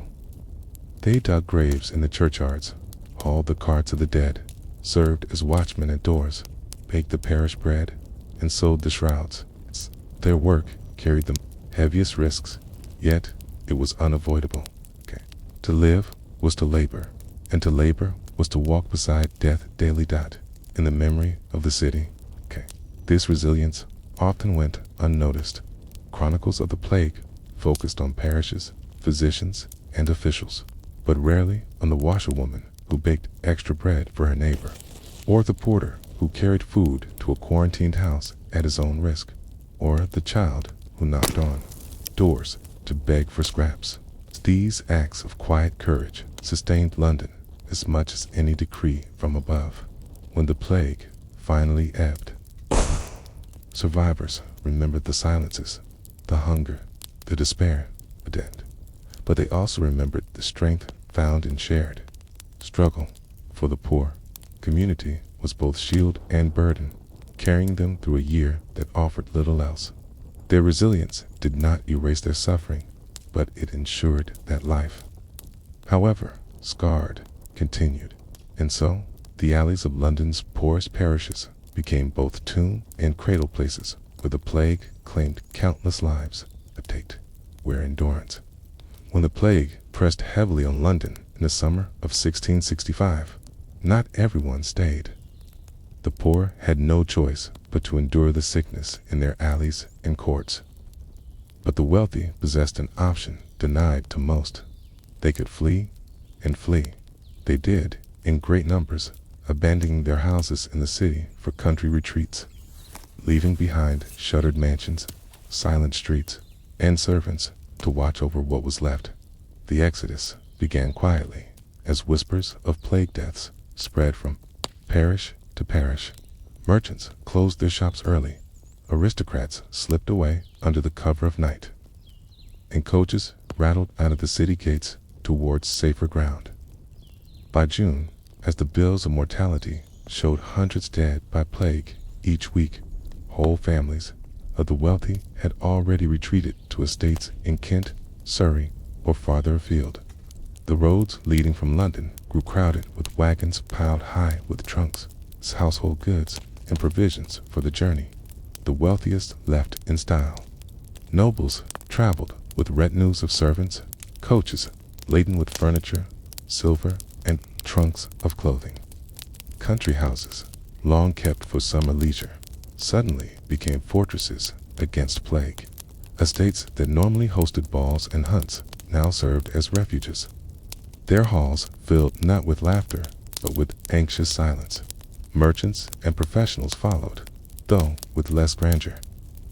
Many had country houses purchased in recent decades, symbols of rising prosperity. These retreats became havens for survival. For those without such homes, inns along the roads filled quickly, as families sought temporary refuge far from the city's pestilence. What remained in London were there: empty houses. Great mansions in Bishopsgate, Fleet Street, and Cheapside were left shuttered, doors barred, windows closed. Servants remained in some, instructed to guard property, feed animals, and keep fires lit. But in many cases, even servants fled, unwilling to risk their lives for absent masters. The result was a city of hollow houses, grand on the outside, silent within, reminders of wealth that had chosen exile. For the poor who stayed, these empty houses became symbols of abandonment. They watched the carriages roll away, bearing the wealthy to safety, while they themselves remained confined to streets marked with red crosses. Some muttered that the rich had betrayed the city, leaving it to die. Others shrugged, accustomed to the divide between rich and poor. The sight of locked mansions standing silent beside crowded plague pits deepened the sense of two Londons, one that could leave, and one that could not. Country retreats were not free of fear. News from London traveled quickly, carried by letters and riders. Wealthy families read the bills of mortality, even from afar, tracking the sickness they had left behind. Some lived in constant dread that servants might bring contagion from nearby towns. Visitors were turned away, gates locked, and households kept in strict isolation. Physicians were summoned at the first sign of illness, remedies purchased in abundance. The wealthy fled the city, but they did not escape the shadow of plague. And yet, many survived because they left key in the open air of the countryside, far from the crowded alleys and rat-infested cellars of London. they found safety. Their escape marked one of the starkest inequalities of the plague year, survival by distance, bought with wealth. But their absence left London transformed. Streets, once filled with coaches and carriages, grew empty. The theaters, once supported by noble patrons, fell silent. The marketplaces, once bustling with buyers, saw fewer customers. The very fabric of city life frayed without its wealthiest citizens, which raises a question that lingered long after the plague ended. Did the flight of the wealthy save lives, or did it simply reveal how unequally survival was divided in plague-time London? Asterisk, the wealthy fled London for safety, but life in the countryside was not carefree. Their retreat was shaped by vigilance, by fear of contagion, and by the constant reminder that their escape was a privilege. The countryside, though quieter and cleaner, became its own kind of Prasanna place, where survival was measured not by trade or labor, but by distance from the city's sickness. Imagine a manor house in Surrey, a day's journey from London. Its tall chimneys rise above fields of grain, its orchards heavy with fruit. In ordinary summers, this estate would be alive with music, hunting parties, and visits from neighbors. But in 1665, it stands sealed. The gates are shut, the household limited to family and servants. Visitors are turned away, letters fumigated with vinegar before being read, packages burned if thought suspicious. The wealthy within walk gardens carefully, speaking in hushed voices about the news from London, dreading every rumor of plague in nearby villages. Servants played a crucial role in these retreats. They kept fires lit, prepared meals, and fetched water, often at great risk. Many households relied on local laborers, who came and went from villages that still carried the chance of infection. Fear of servants bringing plague into the household grew so strong that some families dismissed them, choosing to live in reduced comfort rather than risk exposure. Others forced servants into isolation, lodging them separately, inspecting them for symptoms before allowing them indoors. The very people who enabled survival became sources of anxiety. The wealthy stocked their retreats with goods brought from London. Coaches carried barrels of ale, sacks of flour, salted meats, and casks of wine. Apothecaries were consulted before departure, their shelves cleared of remedies, vials of plague water, packets of herbs, jars of vinegar. Tobacco was purchased in quantity, smoked constantly in the belief that it cleansed the air. Entire rooms smelled of sage and rosemary burned to drive away imagined vapors. In such households, the atmosphere was heavy with both abundance and unease. Yet, fear could not erase boredom. Used to the bustle of city life, to plays, markets, and society, the wealthy found themselves enclosed in relative silence. Days stretched on, marked only by prayers, readings, and small diversions. Some turned to books, others to gardens, some to long hours of reflection. Letters arrived from friends and family left behind, filled with accounts of sickness and death. Each letter reminded them of the world they had fled, binding them to a city they could not see but could not forget. Not all found peace in retreat. Reports tell of quarrels within households, of strained relations between masters and servants, of fear breeding suspicion. In some estates, illness appeared despite precautions. A servant sickened, or a child developed fever, and panic followed. Rooms were sealed, doctors summoned, prayers redoubled. Even far from London, the plague seemed able to reach them, a shadow, stretching across fields and hedgerows. Meanwhile, their absence reshaped the city. Empty mansions in London stood as silent reminders of wealth withdrawn. The poor, left behind, watched these deserted houses with bitterness. Some were looted, their valuables stolen by desperate hands. Others fell into disrepair, shutters banging in the wind, gardens overgrown. The flight of the wealthy widened the gulf between those who endured and those who escaped. Yet, for many who fled, survival depended on such distance. The countryside provided what London could not: space, fresh air, and separation from the crowded alleys where plague thrived, while their city counterparts dug graves and carried bodies. The wealthy walked in gardens, fearful but alive. Still, the question haunted both city and country: was survival purchased by retreat truly safety, or was it merely a fragile illusion, waiting for the plague to find its way even into the quietest fields? Asterisk. When the plague at last began to loosen its grip on London in early 1666, the wealthy who had fled slowly returned. Coaches that had once rattled outward now rolled back through the city gates, laden with trunks and servants, their passengers glancing nervously at the streets they had abandoned. London, scarred but still standing, awaited their return, not with celebration, but with the quiet weight of memory. The houses they had left behind bore marks of their absence. Some stood untouched, shutters still barred, gardens overgrown, dust lying thick on floors. Servants who had been left to guard them sometimes perished, leaving the mansions empty until masters returned. In other cases, caretakers had survived and welcomed their households back with relief. But in many parishes, neighbors remembered only the silence of those houses when the city was at its darkest. For the poor who had endured, turn of the wealthy was met with mixed feelings. Some felt resentment. They recalled how coaches had carried nobles and merchants away, leaving whole streets to die in silence. They had watched the doors of mansions stay firmly shut while neighbors starved.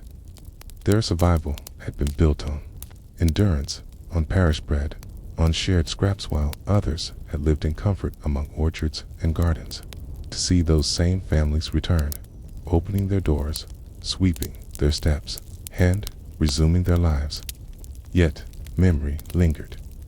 Chronicles of the plague year often remarked on the flight of the wealthy, contrasting their retreat with the suffering of those left behind. Pamphlets criticized their absence, while sermons urged them to remember the poor they had abandoned. Even among the wealthy themselves, there was unease. Some felt guilt for having fled. Others justified their departure as necessity. Few spoke of it openly, but the division was remembered. The return also revealed how survival had reshaped them. Families who had lived in enforced seclusion in the countryside carried with them new habits of caution, fumigating letters, avoiding crowded rooms, relying heavily on remedies. For a time, the fear of plague lingered in their manner of living, even in the city's heart. But gradually, as life resumed its pace, these fears gave way to the old rhythms of trade, politics, and pleasure. Still, the image of deserted mansions haunted London's collective memory. Empty houses standing beside plague pits, silent streets where once coaches had rolled, fields of the poor filled with crosses, while halls of the rich echoed with safety. These contrasts became part of how the plague was remembered. The absence of the wealthy was not simply physical. It was symbolic, a reminder of the fragility of the bonds that tied London together. And when the city looked back on 1665, long after the Great Fire of 1666 had reshaped its streets, the memory of abandonment remained. The wealthy returned to their homes, rebuilt their shops, and resumed their places at the heart of city life. But for those who had stayed, who had buried their neighbors, who had sung hymns from shuttered windows, the memory of flight lingered, which leaves us with the reflection: did the wealthy save themselves by retreat, or did they leave behind a city that survived not because of them, but in spite of them? Asterisk. By the summer of 1665, as the plague swelled through London, the city strained under the sheer number of the sick. Quarantine at home, painting doors with red crosses, locking families inside could not contain the spread. Too many households were struck, too many watchmen bribed or negligent, too many poor forced to move in search of food. Authorities looked for other ways to control the tide of contagion. One solution was as old as the plague itself: the pest house. A pest house was a place set apart, meant to confine the infected away from the general population. London had used them before, during earlier outbreaks, but in 1665 they took on new urgency. They were simple structures, often converted barns, sheds, or poorhouses, sometimes hastily built on the outskirts of parishes.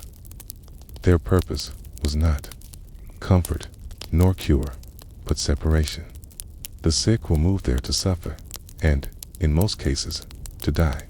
The idea was borrowed from continental Europe, where lazarettos, large plague hospitals near ports and city walls, had long been used to contain epidemics. In Venice, ships suspected of carrying plague were held in lazarettos for 40 days, giving rise to the very word quarantine. London never built lazarettos on that scale, but its pest houses served a similar function. Isolating the sick from the healthy. To be sent to a pest house was dreaded. Families resisted, hiding illness if they could. Parish officers sometimes arrived with carts to seize the sick, carrying them to the parish pest house by force. Neighbors watched from a distance, whispering prayers as pale figures were hauled away. Few returned. Once inside, survival was slim, and those who did recover bore the stigma of having been among the diseased. Conditions were harsh. Pest houses were overcrowded, poorly ventilated, and sparsely supplied. Bedding was rough, food was meager, and attendants were few. Those who worked there, nurses, bearers, gravediggers, were often the poorest of the poor, driven by desperation, or pressed into service. They faced danger daily, and many perished. For patients, the pest house felt less like a place of healing and more like a holding pen for the dying. Yet, the system was not without intent. Authorities believed that separating the sick might protect the city, even if it doomed those within. Parish funds were directed to maintain pest houses, buying bread, hiring attendants, and paying for burials. Ministers visited, offering prayers through open windows or at bedside. For some, these gestures gave dignity to a grim end. Still, pest houses carried the weight of fear. To hear the creak of the cart arriving in the lane, to see parish officers pointing at one's house, was to feel condemned. Families often begged to remain together at home, even if it meant greater risk. Some hid their sick in cellars or attics, whispering instructions to children to keep silent when officials came. The very existence of pest houses deepened the secrecy around illness, making families fear the authorities as much as the disease. And yet, despite their dread, pest houses became a central part of plague-time London. They reflected both the city's desperation and its attempt at order. They stood at the edges of parishes, silent markers of a city struggling to separate life from death, hope from despair. Which leaves us with a haunting thought: were pest houses truly instruments of protection? Or were these simply places where society hid the dying from view? It's asterisk. To imagine life inside a pest house in 1665 is to enter a world of silence, stench, and resignation. These places, scattered across parishes and sometimes hastily erected outside the city walls, were not built to heal, but to separate. For those sent there, survival was rare, comfort rarer still. Step through the door of one such house. The air is thick with smoke from herbs burned in braziers, juniper, rosemary, and pitch, all thought to cleanse corruption. The rooms are dim, lit only by tallow candles, their flames flickering against rough walls. Rows of straw pallets line the floor, each occupied by the fevered. Some groan in pain, others lie silent, their faces already pale with death. The smell is overwhelming: sweat, smoke, sickness, and decay. Attendants move between pallets, their tasks both simple and endless. They bring bread and broth, sometimes little more than thin gruel. They wash faces with vinegar, change soiled straw, or apply poultices to swellings. Many are poor women pressed into service, paid small wages, risking their own lives daily. Their work is thankless, their exposure constant. Some die within weeks, their names barely recorded. Others endure, hardened by routine, becoming the silent keepers of the city's suffering. Doctors visit occasionally, though not often. When they do, they examine from a distance, using canes to prod or point. Their remedies are the same as those in homes: bleeding, purging, herbal drafts. Few make any difference. The pest house is less a place of medicine than of waiting. Patients cling to hope, but most know their fate. Death is frequent. When it comes, attendants wrap bodies in linen, sometimes sprinkling them with lime. Carts arrive at dawn or dusk to carry the dead to nearby pits, avoiding the notice of neighbors. The living avert their eyes, fearing the cart will return for them next. In some pest houses, burials occur daily. In others, bodies are piled until pits are dug. The rhythm of life inside is marked by the constant presence of death. And yet, amid despair, small acts of humanity persisted. Attendants whispered prayers, sang hymns softly, or held the hands of the dying. Ministers, when brave enough, entered to offer final rites.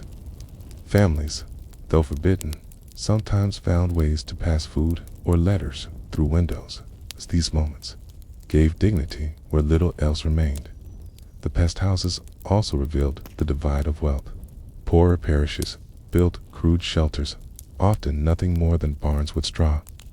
Wealthier parishes, when they could, established larger facilities with slightly better provisions. But in all cases, the underlying reality was the same. Those sent to pest houses were often the poor, the nameless, the unrecorded. The wealthy avoided them by fleeing the city, hiring private physicians, or confining illness within their own houses. For those inside, time passed slowly. Days blurred into nights, marked by the sound of coughing, the crackle of burning herbs, the groan of cartwheels outside. Hope dwindled with each hour, replaced by resignation. Survivors recalled the pest house not as a place of healing, but as a shadowed corner of the plague, where the city stored the dying until death claimed them. Still, these grim houses served a purpose. They limited the spread, if only slightly. They provided space when homes overflowed. They gave the city a way to act, however cruel, against an invisible foe. But for those who lived or died within their walls, the pest house was a place of abandonment more than protection. And so, when Londoners spoke of them afterward, their voices carried a shiver. The pest house was remembered not only for its smoke and stench, but for the feeling it left behind, that in the end, the city had chosen to separate the dying rather than stand beside them. Asterisk.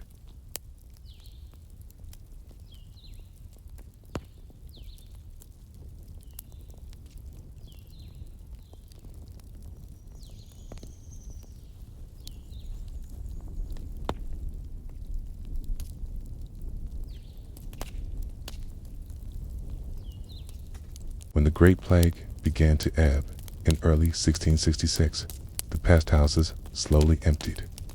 Their straw pallets lay bare, their braziers cold, their attendants dismissed or dead. For a time, they stood as ghostly reminders on the edges of parishes' buildings, steeped in memory, feared even after the sickness had passed. The legacy of these places was complicated. On one hand, they represented London's attempt at order in a year of chaos. To city officials, pest houses were proof that something could be done, that the sick could be confined, the healthy preserved, and contagion slowed. They were a practical measure, rooted in centuries of European practice, from the Venetian lazarettos to the plague huts of small villages. To remove the infected from the crowded alleys of London was, in theory, a way to save lives. But for ordinary Londoners, the pest house carried a different meaning. it was not remembered as a hospital, nor as a place of cure. It was remembered as a place of abandonment. To be sent there was to be marked for death, carried away from home, stripped of family, and laid among strangers. The stigma lingered. Survivors were rare, and even those who returned bore suspicion, whispered about it as if they carried death back with them. The city itself bore scars from the system. Parishes that had maintained pest houses recorded enormous expenses, draining coffers that might otherwise have fed the poor. Grave pits near pest houses became overfilled, the land around them marked for years afterward by memories of mass burials. Attendants, gravediggers, and nurses, many of them poor women, vanished into the pits themselves. Their names lost, though their labor had sustained the city's defenses, and yet the idea of separation endured. The pest house established a pattern that would reappear in later centuries, the creation of spaces for the sick, set apart from the healthy. Long after the plague, London maintained isolation hospitals for smallpox, fever wards for infectious disease, and quarantine stations for ships. The fear that had built pest houses did not fade. It reshaped public health for generations. Still, in popular memory, they remained symbols of cruelty. Ballads and pamphlets described them as places where people were thrown away. Survivors told stories of darkness, hunger, and despair.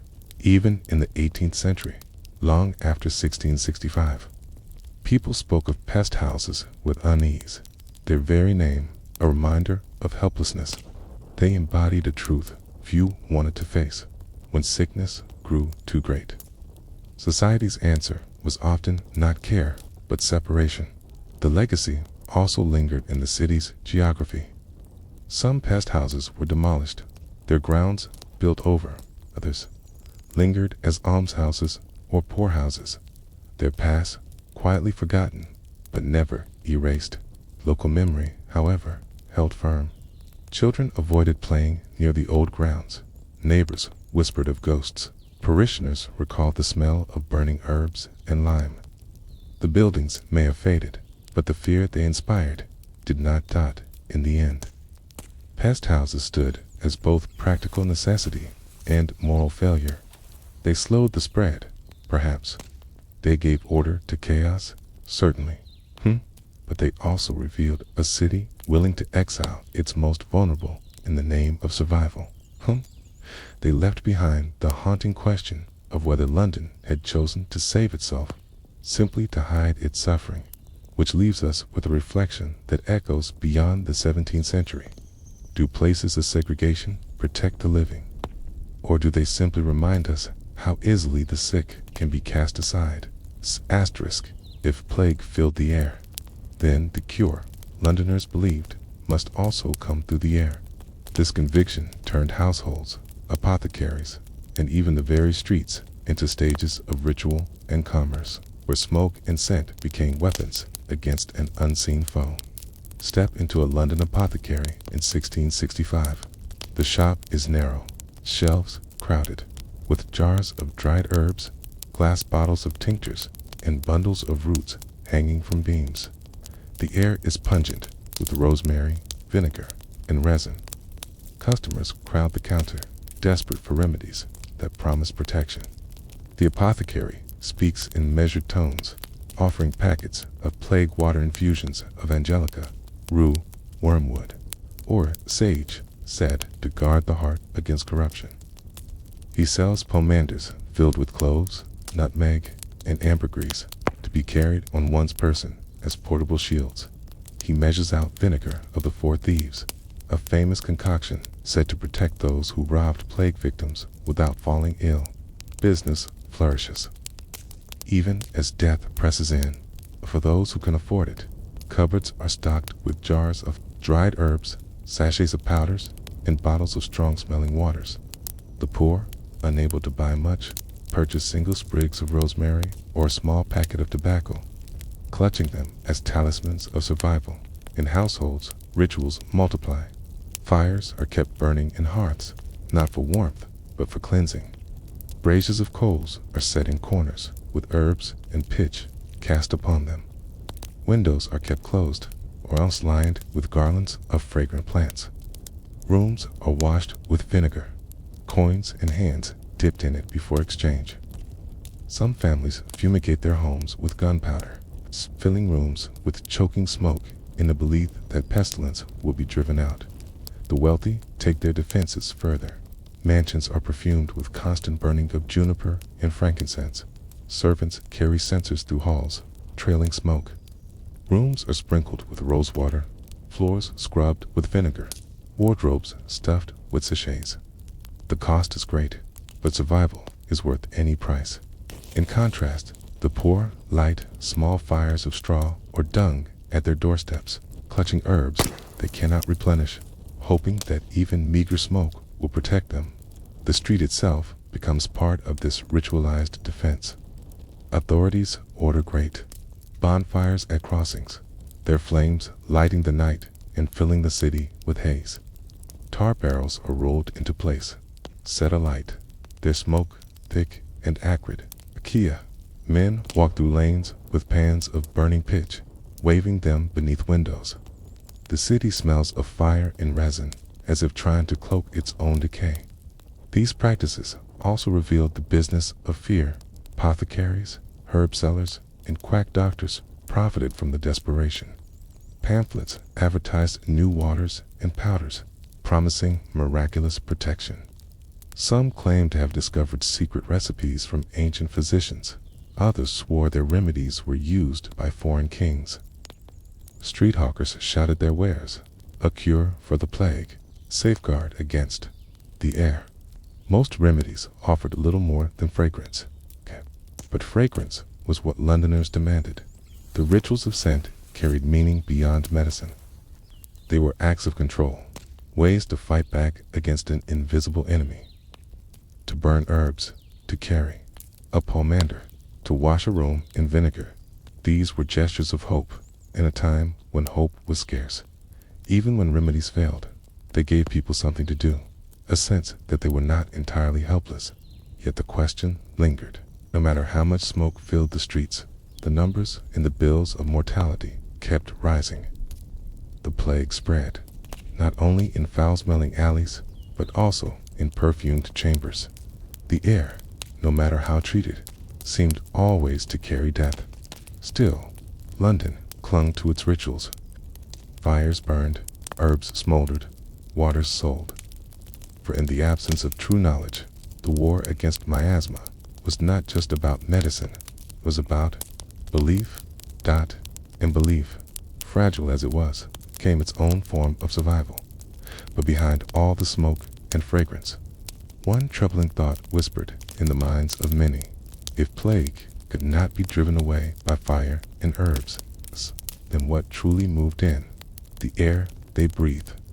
Asterisk, when the Great Plague of 1665 finally ebbed, Londoners carried with them not only memories of loss, but also the scent of the defenses they had raised against it.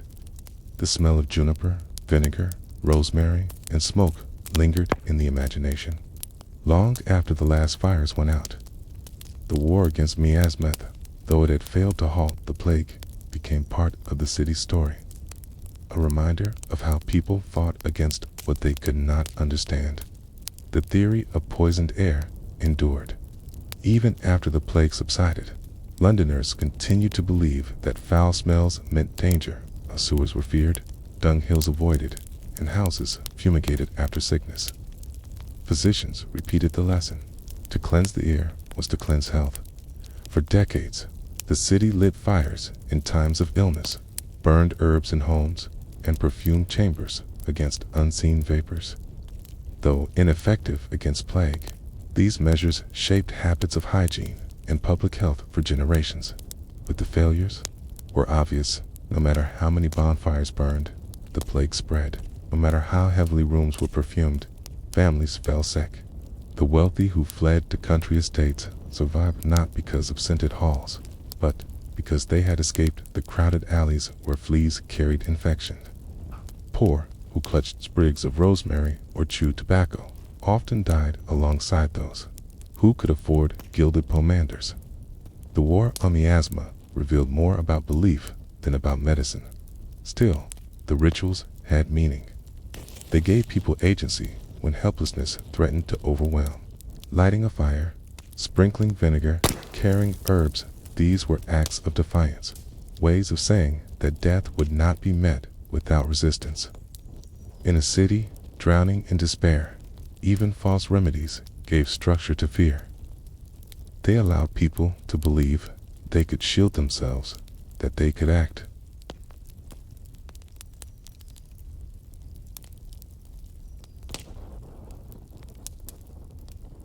The commerce of fragrance also left its mark. Apothecaries, herb sellers, and quack physicians profited from the desperation, selling remedies that promised survival.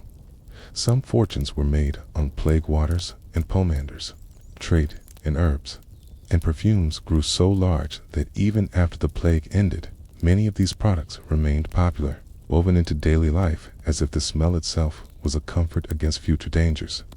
Londoners did not forget the association between scent and safety. Memory of the fires also lingered. Survivors spoke of streets hazy with smoke, of nights glowing with bonfires, of the sharp temps of burning pitch in the air. Some remembered it as a reassurance, others as suffocation, but all remembered it as part of the plague's rhythm. Just as the tolling bells marked death, so too did the smoke mark the struggle to resist it. In hindsight, the war against miasma seems tragically misguided. We know now that fleas carried the plague, moving from rats to humans unseen, untouched by smoke or fragrance. Yet, to dismiss the rituals as folly is to forget their purpose. They were not only about health, they were about hope. London fought the plague with the tools it had, however flawed, and in doing so revealed something universal: the human need to act, to believe, to resist, even when resistance is futile. And so, the legacy of miasma in 1665 is twofold. It failed to cure, but it succeeded in shaping memory. The smell of herbs, the glow of fires, the sting of vinegar, these became the sensory echoes of the plague year, etched into the city's collective mind. Which leaves us with a quiet reflection: when knowledge fails, do the rituals of belief become their own kind of medicine, not for the body, but for the spirit of survival? Asterisk among the tolling bells, the painted doors, and the endless carts of the dead. One of the most haunting sights of plague-time London was that of children left behind. The Great Plague of 1665 tore through families so swiftly that many were broken apart within days. Mothers, fathers, and siblings vanished into burial pits, leaving children standing alone in the streets, bewildered and afraid. London had always been a city of children. Apprentices as young as 10 carried out trades. Boys fetched water from wells. Girls hawked apples and pins in markets. Families were large, households crowded with sons and daughters. But in the plague year, this abundance of youth became a landscape of orphans. When parents died, children were left to neighbors, to parishes, or to no one at all. You can picture one such scene: a parish officer, carrying his ledger, knocks at a door painted with a red cross. Inside, he finds silence, broken only by the whimper of a child. The parents are gone, carried away in the night, and the child sits among the remnants of a family, now erased. The officer writes a note, arranges for the child to be taken, perhaps to a neighbor, perhaps to the parish poorhouse. Such scenes played out across the city, repeated again and again, until orphanhood became one of the plague's quietest legacies. The speed of the plague often left no time for preparation. Parents fell sick, weakened, and died within days. Wills were unfinished, guardians unappointed. Children found themselves abruptly alone.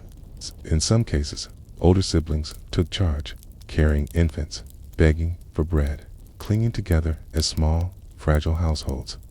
In others, children scattered, some taken in by relatives, others by strangers. Still others left to wander. The parish bore the burden of these children, but its resources were strained. Overseers arranged for orphans to be boarded with families, willing to take them, often in exchange for small payments of alms.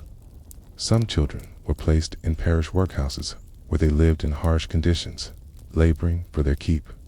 Others, particularly infants, were sent to nurses, women paid to care for them, though the quality of care varied greatly. In many cases, survival depended less on the parish than on chance. The sight of children begging in the streets became common, barefoot, hungry, their faces streaked with soot and tears. They cried out for bread at market stalls, clung to the hems of passers-by, or followed parish carts in the hope of scraps. Neighbors sometimes gave what they could, but fear often hardened hearts. To bring a strange child into one's home was to risk contagion. Many turned away, leaving the smallest to fend for themselves. And yet, amid abandonment